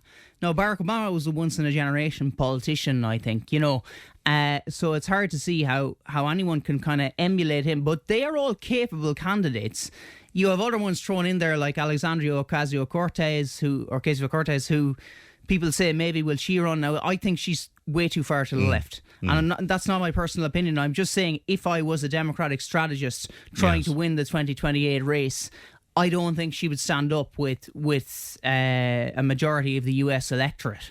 Yeah, isn't it amazing, and I think it's referred to in the notes, the spectrum of both the Republicans and the Democrats. In any other country, they would sort of diversify into other parties. It is indeed, yeah, and that's, I suppose, that's the uniqueness of the two-party political system in the States. The MAGA in the Republicans, a whole other... Yeah, the Republicans have kind of subgroups. The MAGA loyalists, the kind of culture warriors, the kind of conservative economic types. So they're all in one kind of broad tent. The Democrats are kind of similar, but I don't think the Democratic Party is as big a tent now as it was. On social issues, I imagine you go far to find an anti-abortion kind of Democratic voter, even though they do exist. But generally they're liberal. Are they not going a little more centrist to fight off the I think they're tacking to the centre. I wouldn't read too much into the Mamdani thing in New York, even though he's a brilliant politician. Yeah, but it is an exception, isn't it? It is kind of an exception. It's New York, after all. It's a very liberal city. Right. Let me take a break. We'll be back with Thomas in just a moment. Join the conversation in Tipperary. Contact us through Facebook, Twitter, or email tiptoday@tipfm.com. And you're welcome back. We're talking global news with Thomas Conway. Thomas, let's go to China. And what's the latest there? Yeah, a lot happening there. Keir Starmer, the UK Prime Minister, visited last week, but he arrived in the midst of a period of controversy in terms of Chinese politics. Essentially, Xi Jinping, the Chinese leader, has sacked or suspended 2 of his leading military generals. I mentioned this in passing last week, General Zhang and General Liu. And that is seen as a significant move. Like, I've heard people comparing it to the purges launched by Mao Zedong back in the 70s or the 60s. What he has effectively done there is suspended them on full of corruption charges. There is a corruption problem within the People's Liberation Army, which is the Chinese military, 2 million strong. It's a massive military.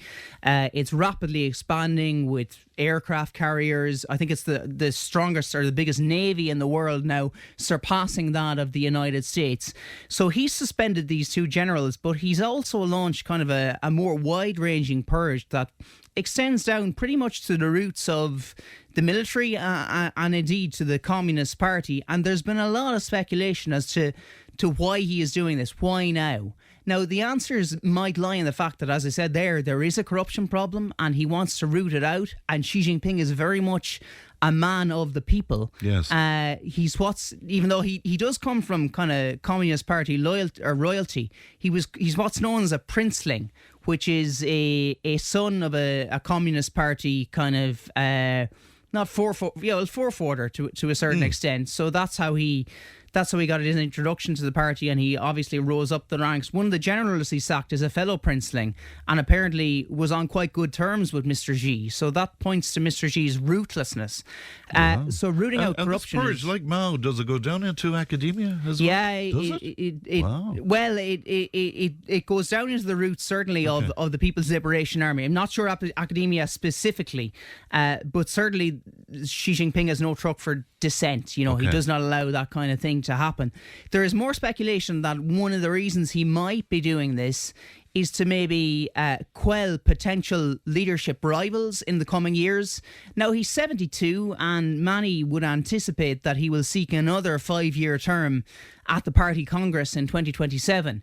Now, Xi Jinping changed the rules of the Communist Party way back in 2018 to effectively allow him to serve indefinitely, to serve for life. So I don't think he shows any signs of letting up. But at 72, I suppose a successor might be beginning to emerge, but he's putting that notion to bed that it might be any of the military generals that are at the top of the military there. So, and is there anybody at all? Like I've actually consulted sources within China about this, and they say no. They say the Communist Party, for one, just does not leak. It is so kind of it's a black box essentially, and even if there were potential candidates, word doesn't really get out if there was potential dissent, because I'd imagine if anyone was found out to be leaking, their head would be on a plate. It's an authoritarian regime at the end of the day. So I can see no sign of it. People can speculate from the outside, but within China, I think there is kind of there is ample support for Xi Jinping, all right, but there is no direct successor emerging. And is there a sign that Taiwan is still in his sights? Yeah. So the goal from a military perspective is to be ready to take the island of Taiwan by 2027, which is next year. Now, being ready doesn't necessarily mean they will act, and I suspect. I don't think Xi Jinping would act in the middle of a Trump term or a Trump presidency, even though he's been lukewarm. President Trump has been lukewarm on whether the Americans would support Taiwan. But certainly China is, there's a lot of friction in that part of the world. There's disputes with Japan in the South China Sea, in the East China Sea. There's disputes with various countries. And then there's Taiwan in the Taiwan Strait. Now, I did listen to a podcast over the weekend suggesting that it would actually be quite hard to attack Taiwan, even though China's military, is way bigger. But it's positioned strategically, the island, you can look out on the waters and see any ships coming towards you. But I mean, it would be a seismic geopolitical event were Xi Jinping to launch some kind of...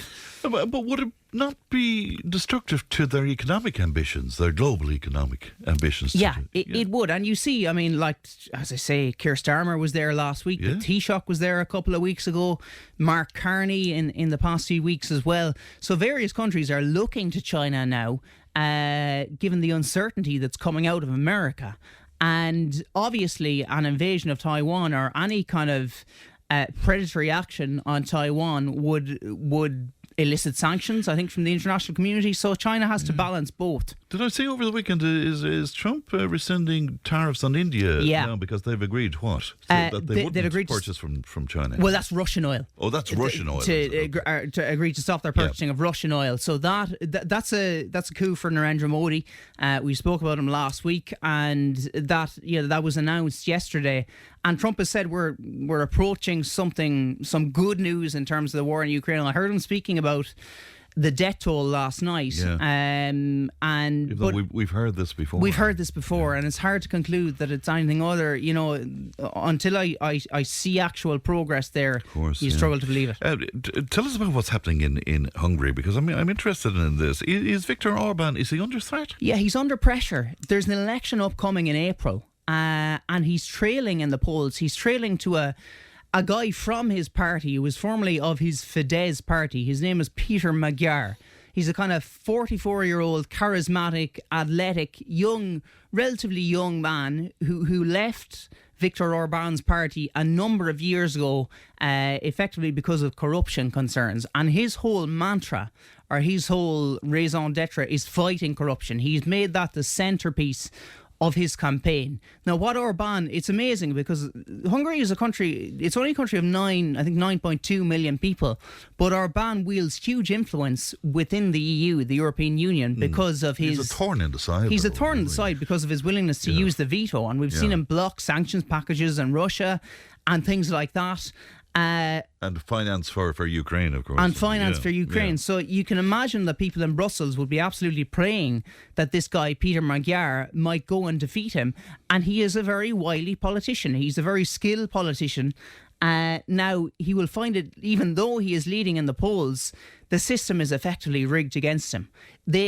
Analysts expect there to be kind of a free election in the sense that people will be allowed to go out and vote, but not a fair election in the sense that the media is largely rigged in Orban's favour. You know, you've almost state propaganda being blared out by the national broadcaster and on rural stations and rural newspapers, stuff like that.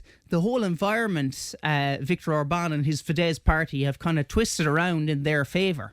Now, Orban did enjoy, relatively good support up until recent times, but I think cost of living issues and the corruption thing, he has effectively enriched his cronies in government in Hungary, and the general public, are getting sick of that. So it's one to watch. This guy, Peter Magyar, is a politician to watch. He leads, his party is called TISA, and they were a splinter party until a small party until he came in, took on the challenge, and now they're leading in the polls. So it would be a dramatic reversal for Viktor Orban were he to do it. When will we see that? It's April, the beginning of April. Oh, okay. Just a couple of things before you go. We always talk about Iran every single week. What is the story at this point? There's a warning from the Ayatollah. There's a warning. He is like, Trump has suggested that they're coming towards they're coming towards talks, and I think the Iranian foreign minister is due to meet Witkoff and a few others on Friday. But I followed the Ayatollah Ali Khamenei on Twitter or on X, and he posts these remarkably bellicose statements, and they're often reported by the media, accusing the US of sedition, etc., etc. Yes. Now, I suppose he's playing to his domestic audience there, but he doesn't seem to be toning down the rhetoric in that regard. But Mr. Trump did hint at a potential off-ramp in the past few days. My prediction may not come to fruition that America will strike if something happens within the past few days, but they've committed a hell of a lot of military resources to the region. I mean, there's an aircraft carrier there, there's various vessels there, and they have the capability to strike should they want to.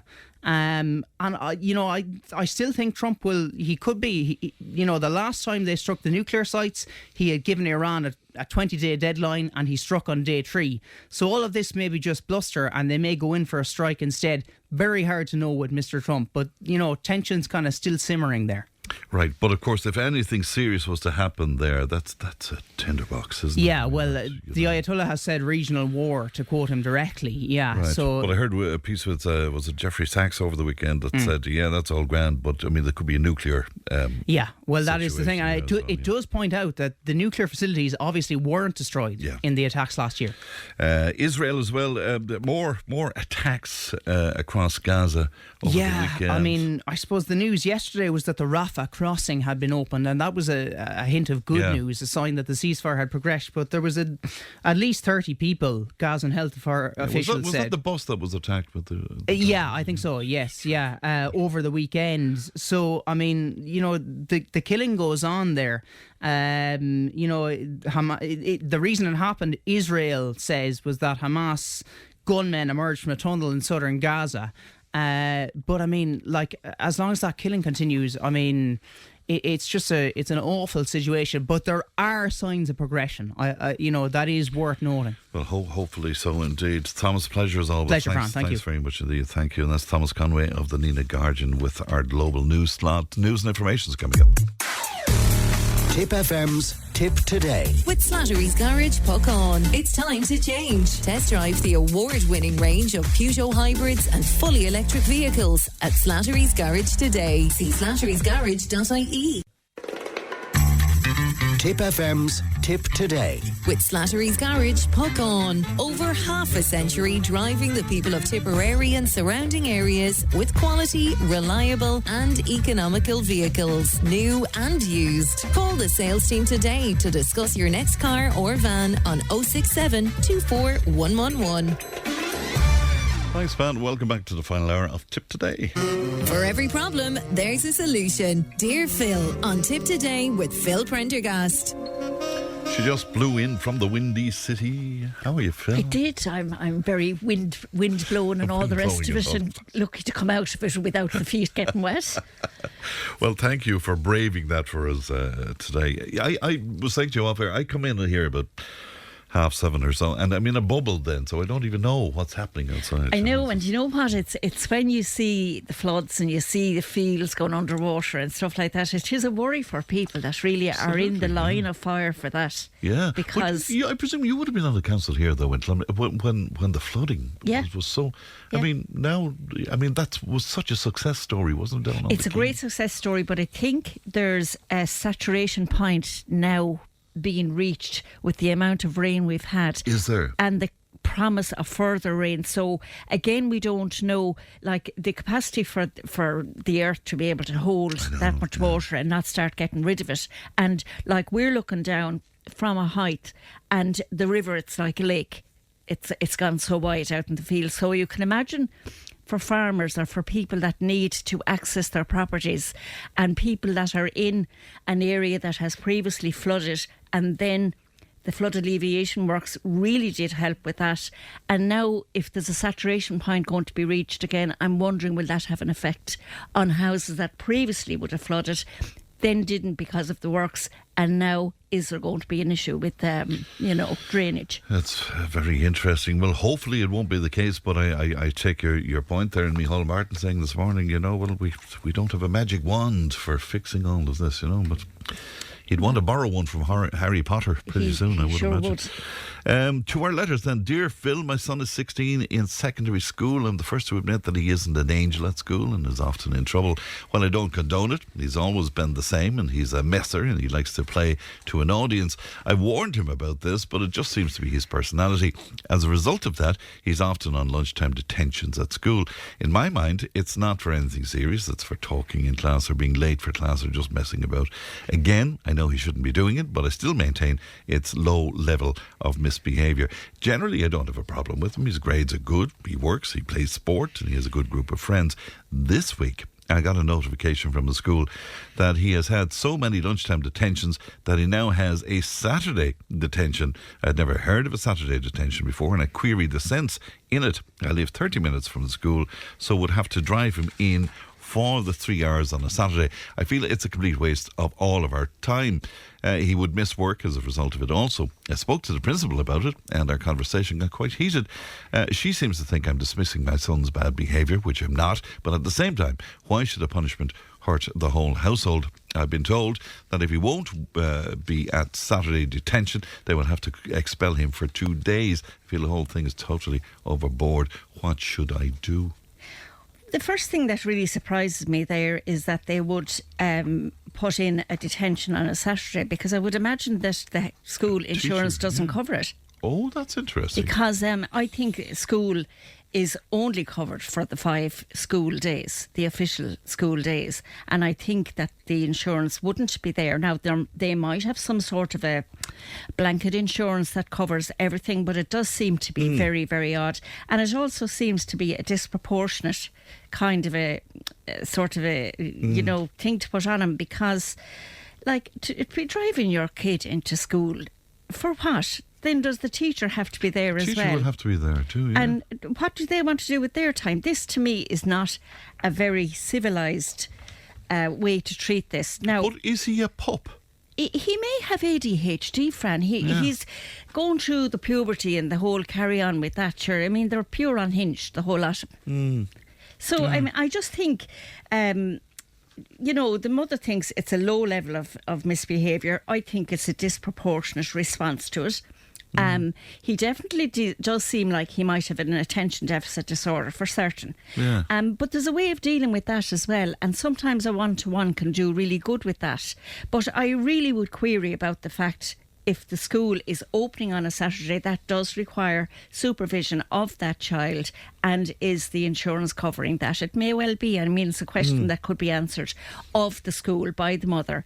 And again, she maybe needs to sit down and say to him, listen, will you stop getting the notice for all the wrong reasons? Can you do you're brilliant at this, you're really good at that, you're not great at that subject. Think about concentrating on that for a while, and just give him gentle encouragement in the right direction, rather than sort of punishing him, because he's not going to learn anything from this kind of punishment. Yeah, Fran. and it sounds that the interaction with the principal getting heated, it sounds as if the teacher's very frustrated with this young lad, though. He could very well be frustrated, and I would say the amount like a teacher is always going to be involved if there's a detention in school for a pupil, and that seems again unfair on the teachers. They have a lot to do with. I think there's a lot of extracurricular work involved with, I mean, we used to think, you go into school and you have your teacher and that's it. There's all that grunt work, there's all that work, there's all that prep, there's all that preparing, there's all that correcting, there's all that you're just looking at what might need to be done from the teacher's perspective. And if you're the misfortunate teacher that is in the school at this time, you're just thinking, I have that little pup again today. I really don't need it. So it might be time to review the whole thing and see what might best manage it. But I do think they should maybe have a look at getting him sorted in relation to an attention deficit disorder or something like that. I'm sort of careful about excusing bad behaviour all the time by saying, well, maybe that's ADHD, or maybe it's something. It might be just that he's a pup. It could, and it could be that he's getting a sugar rush if he's eating or drinking the wrong things, or he's getting a low blood sugar if he's not, and that can send people a little bit doolally. It's hard to concentrate. But it was the line that through he likes to play for the audience, so I just wonder how much notoriety he's getting from all of this as well, Phil. Is he? Well, it's possible, but it does. The principal was not happy about the conversation. She seemed to think that the son's bad behaviour was being dismissed, but what the mother was making out is the whole household is in bother over it. With their Saturday, but I can understand that as well, because if the young fella is given grief, there has to be some sort of management of that, and there has to be some, that you get, if you're going to do this is what's going to happen. That is going to spoil everything. And not only that, but then there's a discord between the mammy and the young fella. Indeed, yeah. But I just know we're going to be flooded with people saying, well, now I know what he needs. Yeah. And back in our day, that wouldn't have been tolerated. But I suppose it's interesting to know that the son has a consistency, but it does seem like that he might have some sort of an attention deficit. It does seem like that. I'm not diagnosing this young fella now, by the way. Yes. I'm only but you're saying putting out that the possibilities. Because it does seem that if he's doing it for attention, he's not getting the attention he requires. Okay. And that can be a response. And it could be that, right, so now I'm in trouble again, but at least the teacher is... At least they're going to... even if they're going to kill him.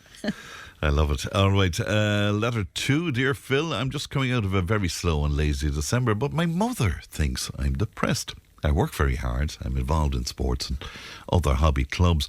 I was looking forward to Christmas as a means of totally switching off and laying on the sofa in my PJs for 2 weeks, watching crap TV and eating crap food. I admit I'm finding it difficult to completely come out of my hibernation, but I am trying to shake the laziness.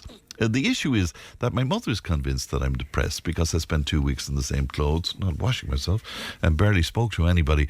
I told her I'm fine. I just wanted to switch off for a week or two, but she's convinced I'm going through some serious mental episode. I'm back at work now, and I'm washing myself, but I'm a bit slow to get back into it. My mother is putting wicked pressure on me to go to the doctor and get something prescribed, but I really feel like I was just hibernating. She says there's no such thing, and I have food fooling myself. Do you think I'm depressed? Or do you agree that some of us hibernate over Christmas? Look, I think people at Christmas time do many varied things. And they might decide, I'm going to just totally relax, get out of the rat race, relax, be time off work, enjoy it and do all that. I don't agree with not getting up and having your shower. Yeah. I think getting dressed is an important element to your day. Now, I agree that you can be in very comfortable clothes and you can be lying around in your jammies if you want to and all the rest of it. But I do think general hygiene is important to keep the basics going in your life, because it's not good fun to be in company with somebody who clearly hasn't washed, who clearly hasn't changed their clothes in a week or 2 weeks.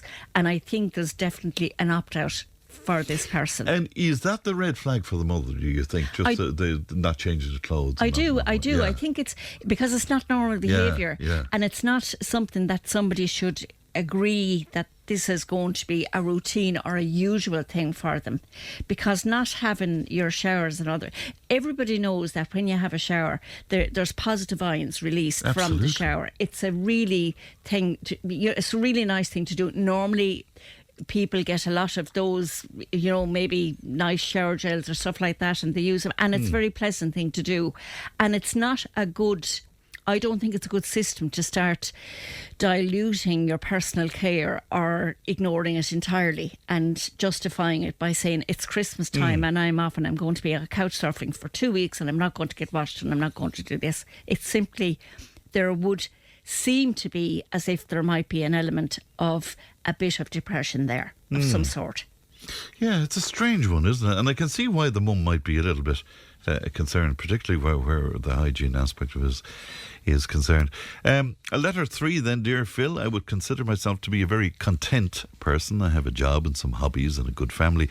I've always enjoyed my own company, but like to spend time with family when the occasion arises. I live alone. I know I'm quite set in my ways. I recognise that it's not healthy to be alone all of the time, so I've tried to venture out and join different groups and go out with co-workers when invited. The problem is, the more I try, the less I enjoy it. I'm convinced I am just a solitary creature who is happy to be by myself, but my family and society makes me feel I should push myself to get out there and meet new people. When I do, I'm crippled with anxiety and self-doubt, and it takes me days to recover mentally. A few days alone walking or doing my crafts will always set me back right again. Is it okay to want to be alone and keep myself my own company, or should I keep pushing the social thing? I've done counselling and there's nothing behind this dislike of company. It's just the way I am. Is it time to accept that and lean into it? And I think that there's a lot of judgment going on here for this particular person, because really doesn't seem to enjoy going out, does enjoy their own company. It's solitary. Sounds like I wrote this letter. It would resonate with a lot of people, because when I do go out and meet new people, I'm crippled with anxiety and self-doubt, and it takes me days to recover mentally. So they're clearly challenged on a social scale. And it's very easy to kind of break that down for somebody. So if you're going out and you're going to be in company and you just think, that class is going to be on now for 3 hours, you need to break it down into smaller times where you spend with people and then get your own time back again. It could be that you decide you're going to go into the library and research something, but give yourself an hour, and that's to get in, and come back out again, so that you're not overwhelmed with what you're doing. There seems to be that, she says, the problem is the more I try it, the less I enjoy it.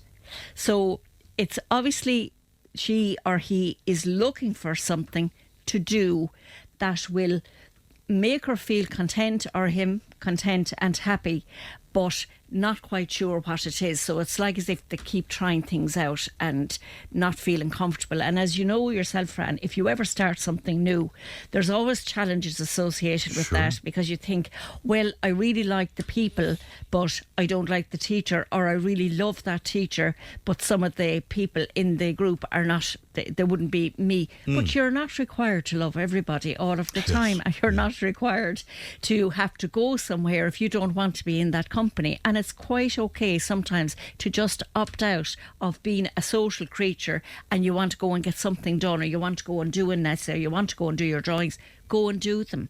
and give yourself the time and acknowledge that you have every right to do that, and you have every right not to have company if you don't want it. Did you ever find, I mean, I wouldn't be great at parties or social gatherings and stuff, believe it or not. When you consider what I do, it's crazy, but there you go.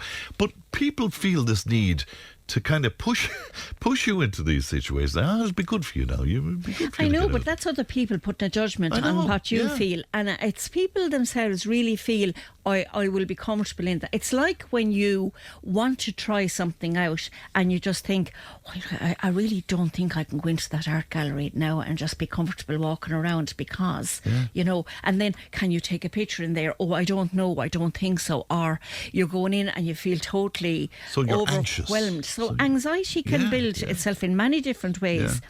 And sometimes it's no harm just to go and have a chat maybe with a counsellor, or go in and have a chat with your doctor if you feel that it's getting kind of overwhelming, because sometimes people just get overwhelmed with doing or not doing stuff. But you can enjoy your own company, and there's nothing without a doubt wrong with that. Sure there's not. Not at all. A lot of people like to go walking on their own. There's others that really like to go walking with other people because it's their pace and they're doing whatever, and they're trying to catch up, maybe just trying to get fit. But we can actually condition ourselves into saying, well, we're going to have rain now for 6 weeks. 40 days, 40 nights. We won't go out at all. It can be easy for people. I think especially at this time of the year, you've had Christmas and the excitement and all the rest of it, and then maybe not even excitement for some people, but you're thinking, January is a weary month. We're through January now. We're into February. We're practically into spring. It's great. There is something to look forward to. There is a lengthening in the day. It is a bit brighter. And sometimes people can just get a bit weary of everything and just not be able to open up to the whole idea that this is a positive time of the year and we're back into it now and it's going to be better because at least we're promised some good weather. You have to just be looking out the window. Well, we won't look out too much today now, Frank, because all we'll see is the grey skies. I often speak to some of my more outgoing friends, and they can't get their head around the notion that some people would find it hard. Like if you take a party situation, to cross that threshold into a party for a lot of people is extremely difficult. It is, Fran, because oftentimes the expectations are if the expectations of a party are set by someone else, and if it's say you go into somebody's house and there's a party, is it a dinner party? Is it a formal sit down? Is it just eats and bites and little tidbits and whatever? And most people now, if you're not within walking distance of someone's home, you're not going to drive there, and then you just can't have any alcohol or whatever, which is fine as well if people want to do it. But there is nothing more boring than being at something where you think, I love the way you said, why did I bring the car? And you just think, you just have to make an excuse now and have to bolt or look at your watch suddenly and say, oh my God, is that the time? I nearly forgot I have a programme to go home and see. Oh my God, is that the time? I love it. Well, it is the time, but it's always good to see you, Phil, and thanks very much indeed. If you have a problem that you think Phil should have a look at, if you email us, and it's tiptoday@tipfm.com, and if you put Dear Phil in the subject line, we will know what you're at. Thanks, Phil. Thanks very much indeed. We'll take a break, back with more. Tip FM's Tip Today. With Slattery's Garage Puckon. Now is the time to pick up your next van. From the award-winning Peugeot Partner van to the expert and the load-lugging Boxer van. We have big vans, high-roof vans, long-wheelbase vans. You'll find them all at Slattery's Garage Puckon. See slatterysgarage.ie. Tip FM's Tip Today. With Slattery's Garage Puckon. It's time to change. Test drive the award-winning range of Peugeot hybrids and fully electric vehicles at Slattery's Garage today. See slatterysgarage.ie. Now, welcome back. And just to remind you again about that fantastic competition that is now up and running here on Tip FM, because we've teamed up with Jack Doyle's Irish Pub and Restaurant in Budapest to give you the chance to spend St. Patrick's weekend in Hungary. Now, you and a friend will enjoy flights and luxury accommodation, plus the best of what the city has to offer. Sightseeing, a Danube River cruise and a night of dinner and drinks at Jack Doyle's. It's the Irish hospitality right in the heart of Hungary. You stay at the Dorothea Hotel, Autograph Collection, one of the Autograph Collection hotels, perfectly located in the 5th district of the city. To enter, listen out for the song Budapest by George Ezra.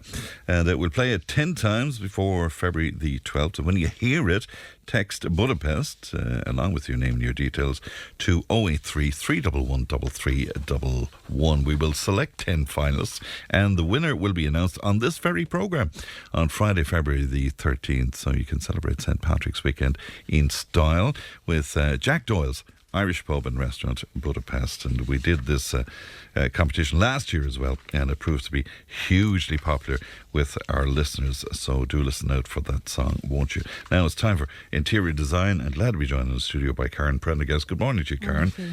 Good morning, Brian. Good to see you. Can we just make it clear you're not related to Phil? We were joking. You're asked this all the time, aren't you? Yeah, yourself and Phil related. Not that we know of anyway. No, we're not, absolutely. But normally I'm on before her and she's on after me, and I get people saying we don't miss a beat while you're on, and then Phil, just in case we meet anything, we love him, we love you. So anyway, excellent always get stuff. to have a chat with you. You're going to talk to us today about paint and paint finishes, Karen. This is just one of my loves because I grew up in my early years working for a painting contractor and love all things paint and wallpaper and all that. I could talk about it forever. So I try not to bore people with it, but I think today is a good time to talk about it, that if people are thinking of doing some painting during the year, that the tips today I'll give them will save them some money, first of all, and second of all, that they'll choose the right paint and maybe the right amount as well, because when I go into jobs and I'm on jobs for people, whether it's a one-off or a job long term, they'll say to me, look, how much paint do you think I might need for this room and that room and the whole lot, and I might write out a list of paint for them, and that's very helpful for them, and it saves them then overbuying on paint or being left with a load of paint that they don't use, and in the end have to throw it out for, and if it's not used in a certain length of time. What are the mistakes that people make? Is it the finish that they choose for the room in question? Is that it might be that it mightn't be hard wearing enough for the traffic that they have coming in and out, or maybe they got a paint that might have been not to start off on this line, but that might have been slightly cheaper in the shop than the same brand of paint, but a different bucket or a different gallon, and it could end up being €10 cheaper. And if you had bought the more expensive one for the sake of the few bob, it would have been longer, less than, or easier to wash or whatever. So I'll talk through all that while I'm going through. And I have some colours as well, so I know people are listening this morning. Very good. Looking for colours. So I'll go will we start with the matte emulsion then, yeah, Karen? So that's perfect for ceilings and even adult bedrooms that there's not much wear and tear. It's great if you have walls that are a little bit off, or if you have lining paper or wallpaper on old old houses and they've been bad through the years. It's great for hiding imperfections. Lovely and calm, soft look, but it's definitely kept away from high traffic or messy areas for sure. No, is that because you can't clean it properly? You can't really clean it. Yeah, you can't really clean it. There is washable matte emulsions out there now, and there's newer paints coming on the scene all the time, but definitely a basic matte emulsion, you can't wash it. You can't clean. I'm not quite sure about eggshell and what it is. Yeah, so eggshell and satinwood or satin. So I have two headings here. So eggshell it's a brilliant all-rounder for living room, dining rooms and hallways. It has a subtle glow and stands off great everyday wear. Years ago I remember we hadn't satin at the time, or satin wood at the time. When I was working in the shop, we only had eggshell, and people would come into me with damp in the corner of the bathroom or damp in a bedroom ceiling, maybe up high. Again, years ago we mightn't have had vents in the walls in the houses and so forth, and I would have always sold that as one for damp. So it's great for kitchens, it's great for bathrooms, and if you have maybe a bedroom that's very, very used with a couple of children sharing it or whatever, it's great, and it gives a low sheen, and it's great for giving a rub too, and nowadays it doesn't really have too high a shine. Very good. And the satin, and how different is the satin? So it depends on the brand of paint. So most brands of paint will now sell an eggshell, not to confuse people, and a satin mud or a satin. And they can be both got in water-based or oil-based. Obviously the water-based is less smell of it, it dries quicker, you can coat it better, and most of the time the satin has a slightly lesser sheen than the eggshell. Okay. And again, ideal for kitchens, bathrooms, children bedrooms, utility rooms, and great again, like the eggshell, where moisture or condensation is common. It's durable, wipeable, resists humidity, and is much better than any of the flatter finishes. Right, I'm learning so much today. Now, the semi-gloss, what is that? Again, semi-gloss could be taken nowadays as an eggshell or a satin wood, or could be called a semi-gloss. So it's got a higher shine normally than an eggshell or a satin. It's great for doors, trims, skirting boards. Again, could be used on bathroom walls if you had high condensation and some dampness there. It's tough, moisture resistant, and it's perfect for high touch areas or areas that are prone to damp. So you can clean it, Karen? You can clean it, you can almost scrub it. Okay. You can almost scrub it, you right, know. So it's that tough. So it's very, very good. And the next one then will be high gloss. So we all know high gloss from years ago of old. It's great for furniture, cabinetry, front doors, especially exterior front doors. High gloss is so durable. It's easy to wipe, it's easy to clean, but the only thing about a gloss is it shows every imperfection. So just to be careful about that normally it goes on timber work that is very, very good, and some people much prefer a high shine on their timber work. When I say that, doors, skirting boards, maybe kitchen presses or whatever.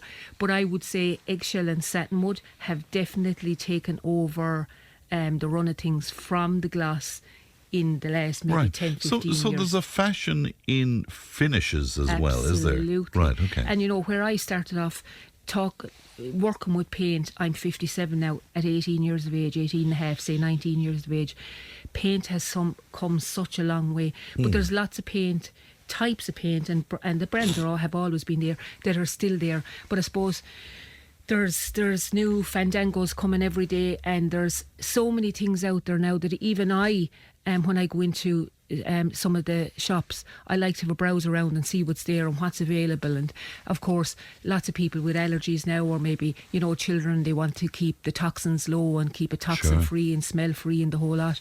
So that's all taken into account. And we're lucky enough now that we have the choices, friend, that we mightn't have had so many years ago. But the old staples are always there. Are always there, indeed. So when we look at it room by room then, if we start with the living room, and what's ideal paint-wise for that? Yeah, so I think a living room, you can definitely do a washable mat.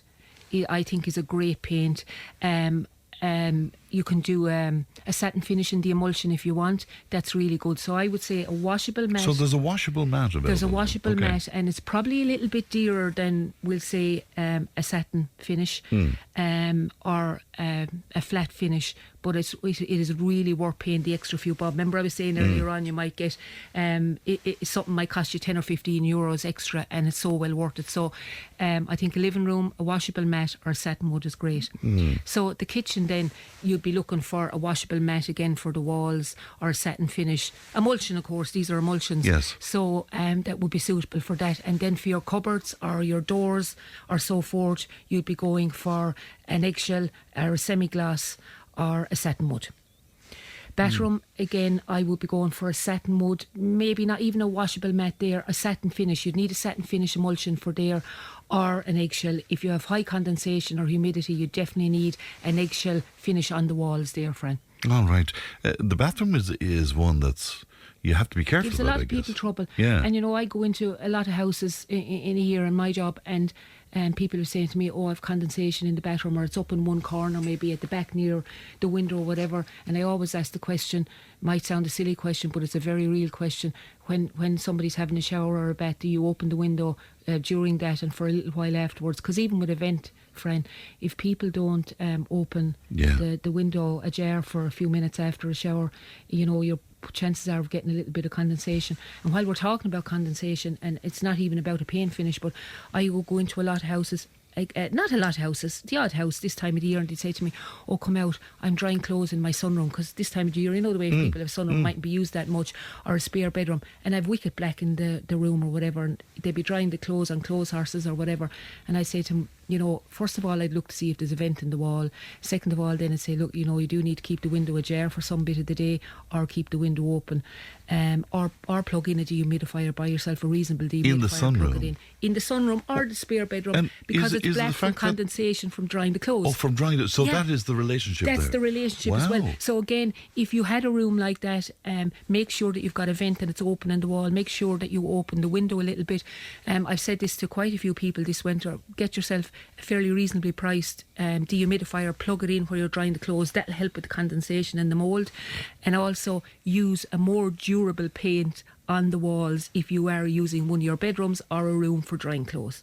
Because, you know, this time of the year, it's something we all face. Our own Andrew Luby loaned me one of those humidifiers one time. I couldn't believe the amount of moisture that it took. And for, we'll say, under €100, I would tell anyone who's drying clothes in a room in their house, from a health perspective, from an allergy perspective, from a damp, I mean, they're worth their weight in gold. But again, for many years, none of us even knew what I'm talking about myself, what a dehumidifier was. Now I do, and they're absolutely brilliant. So hallways and stairs, again, a washable mat, a satin finish, eggshell or satin wood on your stairs or your timber work. If you like glass, use glass as well.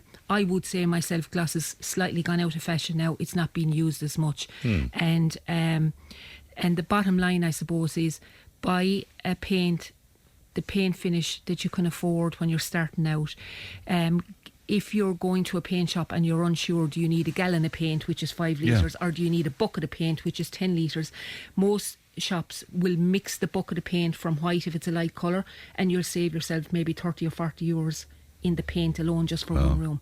So don't be afraid to ask the questions.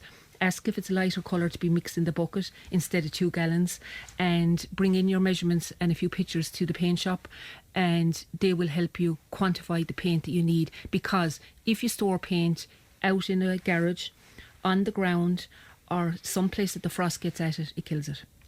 It's very interesting. So the hallway and the stairs. Hallway and stairs, again, you want a washable paint or a satin finish paint for the walls, and again, eggshell or satin wood or glass on your timber work, skirting boards, architraves, and so forth. And the trim and the doors? Yeah, again, the same. Semi-gloss. I would say semi-gloss as opposed to gloss.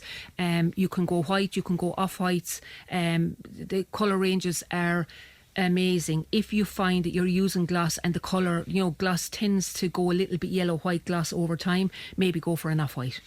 Very good question, and I'm glad somebody wrote into us with this. When you ask Karen, do you have to put radiator paint on radiators? I put matte emulsion and it's cracking at the moment. Yeah, so your best option with a radiator is, first of all, if the radiator is there and hasn't been painted in years and years, give it a wash down, the usual, with a bit of sugar, soap and water, dry it off. And I would suggest using a primer suitable for steel or undercoat on the radiator first, and then finishing with a satin wood or an eggshell finish, and that'll give you 100% adhesion with the undercoat. It'll already be washed down, so if there's any marks or anything on it, that'll be cleaned and put on your satin or your eggshell finish. It can be water-based or it can be oil-based. Water-based will be less smelly. You'll still get the same finish and durability, but realistically, and loads of people do because they have the mat for the walls and they put it on. It's not meant for that kind of heat. Right, so but it doesn't have to be radiator paint. All right. Somebody else asking, will you ask Karen about my Red Deal kitchen? It was lacquered. When fitted, it needs a lifter to be refreshed. What would Karen recommend for that? It depends on whether you're going down the road of re-varnishing it or re-lacquering it again, or if you're going to paint it. I go into so many homes. It's one of the thing that comes up a lot on one-off calls. People are painting their kitchens all day long. It is like a completely new kitchen. If that person goes into my Facebook or Instagram, they'll see before and after pictures, if they scroll down, of kitchens that have been done. Replacing a kitchen is an expensive job now. If you have this person has a Red Deal kitchen, if it's washed down and it's the right primer is put on it and the knots are looked after, because with a Red Deal kitchen you're going to have the knots in the timber, you know, and that they need knotting as well. And if it's prepped right, you could have a spang new kitchen if you wanted to paint it. Other than that, it's going back to lacquering it using a lacquer or a varnish. And what you need to do, if you are just going to lacquer or varnish it again, you need to make sure that you know the last lacquer or varnish went on, whether it was oil-based or water-based, because if you could put a water-based on an oil-based, it'll react and it'll peel off. Okay, so you've got to be careful. So red deal, that would be a very light colour. Yeah, like a pine kitchen. Would it? Okay, yeah, all right. Yeah, okay, for good. For all the world, yeah. So to sum it up for me then, the shinier the paint, the tougher it is. And especially when we go to the gloss, the more imperfections it shows up. In Ireland's climate, durability and moisture resistance, I think, really matter. So choose a finish that suits both the room and your lifestyle. Is varnishing in it all now? Do people varnish? Oh yeah, absolutely. Definitely not as more. Painting doors and skirtings and architraves and so forth and stairs, painting them, white or off-white has taken over almost completely. So I would say 80% varnish or lacquer. 20% varnish or lacquer, 80% paint. Right, okay. Because I remember years ago at home, whenever you had everything wood, you'd be varnishing everything. And I would go into the odd house, which one of the people living in the house would not want the pine or the oak or the timber painted. And I'm often called in to kind of get it over the line, maybe that they could have doors or a stairs or a kitchen, and the same with 20-25 years, and one in the house doesn't really want to paint it and they're unsure that it's going to be a successful job and the whole lot. So that's a really good question and a common ask from me the whole time. Interesting indeed. Now you have some colours for us, and again we would urge you to Google the name that Karen gives out, and that will give you the colour. So first of all, I'm going to start with 5 very different colours. They're very different. They are different to what I normally call out, but they're very in. So the first one is called Mellow Stem. Absolutely stunning. What is it called again? Colour. Mellow Stem. MALLOW Stem STEM. What would that be suitable for? What is it? Describe it for me. I would say it's a flat mauve colour. Okay. So it's not in your face. I've used it in a hallway, in alcoves in a hallway, along with another colour just before Christmas. It's out of this world. So it's nearly like a deep marshmallow, isn't it? Oh, yeah. The next one is Wolfhound. So this is one is the Irish Heritage's colour, and it's kind of a very pale grey brown. Yeah, lovely on walls. Beautiful. I would say, is it? Yeah. The next one now is very in. This colour is very in for this year. What is that? It's called Pine Martin. Okay. And it's a brown. Okay, and again, if you Google Pine Martin, the colour will come up. Now, I'm kind of surprised at this one. Yeah, this is Dragonfly Wing. I did a house some time ago, and we did all the walls, skirtings, architraves, and built-in furniture in this colour. You just described the colour, Karen. Absolutely stunning. I'd say a medium blue. Medium blue. Again, quite a flat blue. It's not in your face. So and it's not what would you bright. paint with that now? Grey colour for walls. Could be a lovely colour for kitchen units. Beautiful in a sitting room or a hallway if you had enough light. Okay.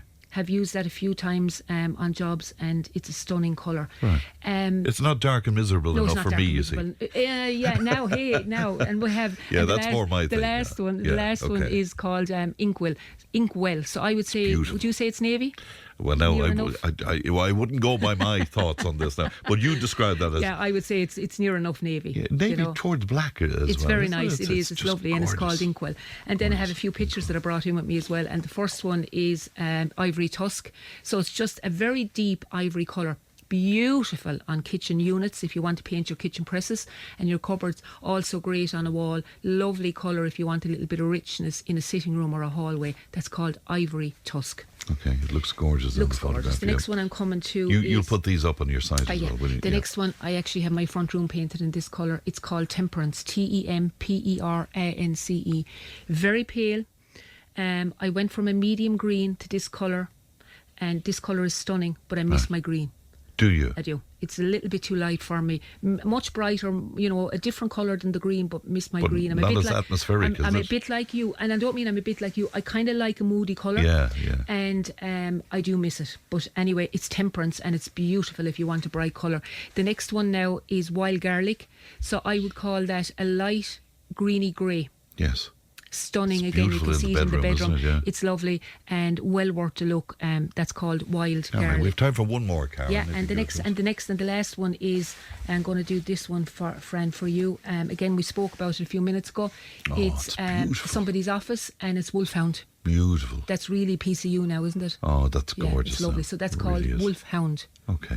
And that colour is... That colour is a dark grey brown. Okay, it's beautiful. Absolutely beautiful. If people want to talk to you, get advice, or talk to you about paint even, Karen, they can contact me that? on 086 606 9009. That's 086 606 9009. And Interior Concepts, Facebook, Instagram, or my website. All right, good to see you again, Karen. Thanks very much indeed for that. Thank you. We'll take a break, back with more. Tipp FM's Tipp Today. With Slattery's Garage, puck on. It's time to change. Test drive the award-winning range of Peugeot hybrids and fully electric vehicles at Slattery's Garage today. See slatterysgarage.ie.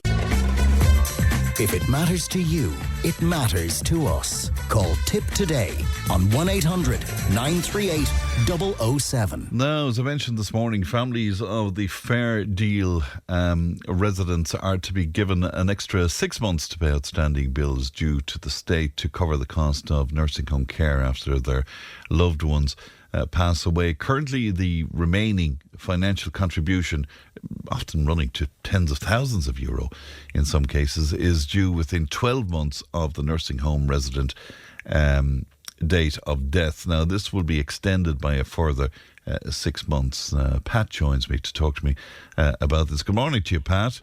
Morning, Fran, and to your listeners. Good to talk to you, Pat. How do you feel about this, Pat?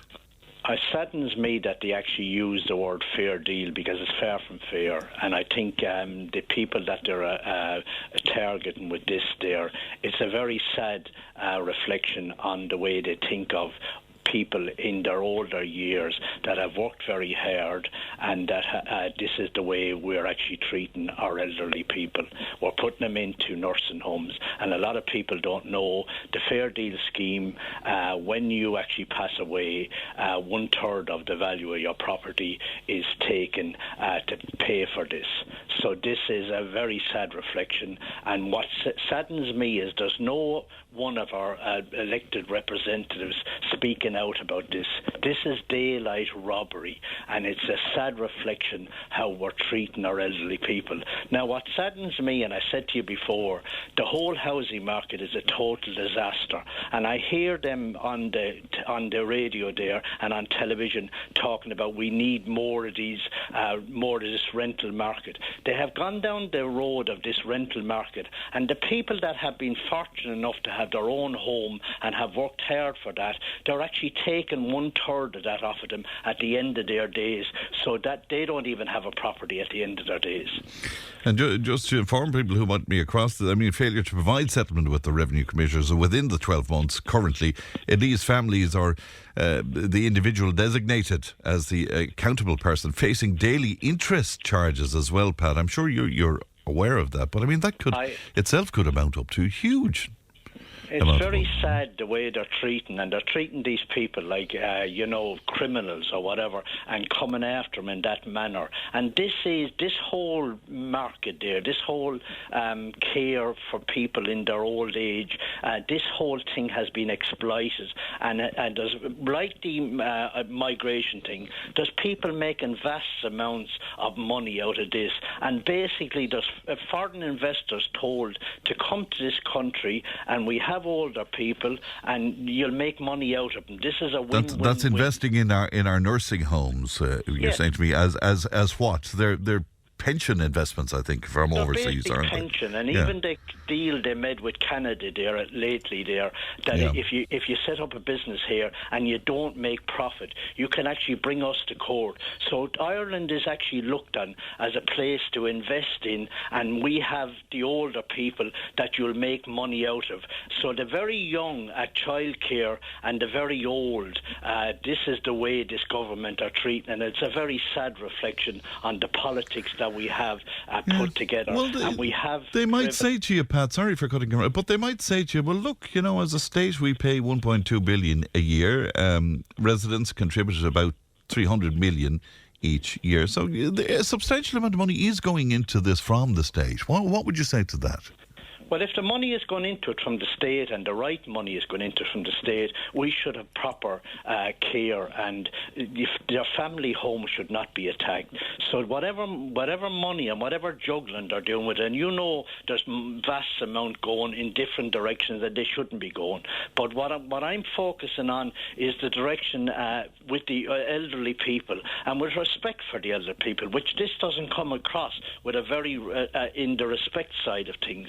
This is a total and utter, it's a nightmare for older people, and the costs, I'm hearing in Dublin, I think $6,000 a month they're talking about. I think around this area is 5,300 if you're not on a Fairdeal. Yeah, I just have some data in front of me here, Pat. The average cost for a nursing home, this is from 2025, is about €1,564 a week, which would be beyond the reach of most people if they had to pay themselves, needless to say. And I think that 1,500 you're quoting, I think that's the Fairdeal scheme. When you're not on a Fairdeal scheme, it's 5,300 a month. Wow. Around here. Like, who could afford that? At the end of the day, this is a nightmare for older people to think of. This is the type of plan they put together to make investors wealthy. Like all these investment funds there that are invested in Ireland, they're making massive profits out of this country, and we have nobody in our political opposition or in government talking about this and highlighting this. And I heard a few of the independents, in fairness, speak out about this in the. By the way, that 1,564, that's per week, Pat. That's per week. Oh yeah, that's without the Fairdeal scheme. It's working at over 5,000, I think 300 around this area, but it is 6,000 in around the Dublin areas. But like nobody can afford that, and as I said, this does need to be addressed because it's bothered me that this is the type of politics that we're dealing with on a day-to-day. And what about the other aspect of it, though, Pat? I mean, you know, an ageing population and all of that. We're going to have enough problems paying for pensions as the years go on, and we have auto-enrollments at the moment trying to deal with that. What if they said that to you? You know, I mean, the aging population are the people that are paying, that worked hard and to put the money in to pay these politicians and allow themselves to give themselves pay rise and everything. It's the aging population that put that money into the kitty, and it's the aging population should be that money should be coming out to look after them. So that's the type of the respect that I'm talking about. But this respect is totally gone out of modern day politics. I don't think they have respect for anybody. And have you fears that these big investors are coming in, they're putting together these big, large nursing homes now, and eventually that they may have control of the cost of these places as well then? Is that an issue for you? Basically, the way this is all put together, the nursing homes, and you saw it with COVID and everything, the way they're being run, it's just a profit-making thing. And unfortunately, at times, and there's some fantastic, well-run nursing homes, and they treat people with a lot of care and whatever. But unfortunately, there's a couple of them there, and all they're interested in is in money. And this government are basically tapping them on the back and saying, work away. Sure, this is a money thing, and the last thing they're thinking about is the people that are in these nursing homes. Right, well, but again, the government would say that the extension that they're granting at the moment from 12 months to a year and a half now is to provide some sort of flexibility, Pat, and, you know, particularly when the sale of a home is taking longer. What about that? They talk about these vacant homes as well, and from what I've gathered there, I don't think the home can be sold until they finally pass away. And what the nursing homes are worried about then, what they're concerned is the 1/3 that they're getting. So we know every week or every year property is going up and up and up. So the nursing home, that 1/3 will increase. So they're on a win-win-win every way. And this is not addressing the housing needs as well, because there's a lot of houses that are vacant that cannot be sold because of these deals. So we have put together a thing that's not working on any side of things.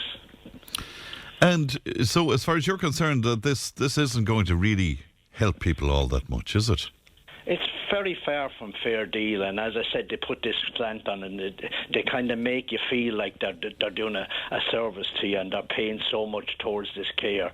The only ones that are gaining out of these are the people that own these nursing homes. These are just people that are there to make profits out of our elderly people, and like this government are basically paving the road for them and encouraging them to come here. We encouraged all these vulture funds to come to Ireland, and they actually went abroad and sold Ireland as this place that you can come and invest and make money out of the very young childcare and the very old in our nursing homes. So, this is a very sad reflection of how this country is portrayed to foreign investors. All right, Pat, good to talk to you today, and thanks very much indeed for coming on with us. One of our listeners on to say, good morning, Fran. I have to disagree with Pat. I have a family member in a nursing home receiving brilliant care. Who does Pat think will pay for the care if the person's assets are not used? Family members think they're entitled to inherit the home house. It's a sense of entitlement. Who should pay for nursing home care? The owners are not making huge money with staffing levels, etc., and that's why so many of them are closing down. I'd love to come on the radio, but my family members say that I shouldn't do so. Thanks, Fran. It says, well, you're very welcome indeed. Good to hear from you today. That's it from me. Ali produced. Stephen has the Time Tunnel on the Lunchtime Show, and I'll talk to you tomorrow. Look after yourselves, won't you? Bye-bye. Tipp FM's Tipp Today. With Slattery's Garage, Puck On. Main Peugeot dealers in the Premier County. And now stocking the full range of the luxury French car brand DS Automobiles. Book your test drive today with Slattery's Garage, Puck On. See slatterysgarage.ie.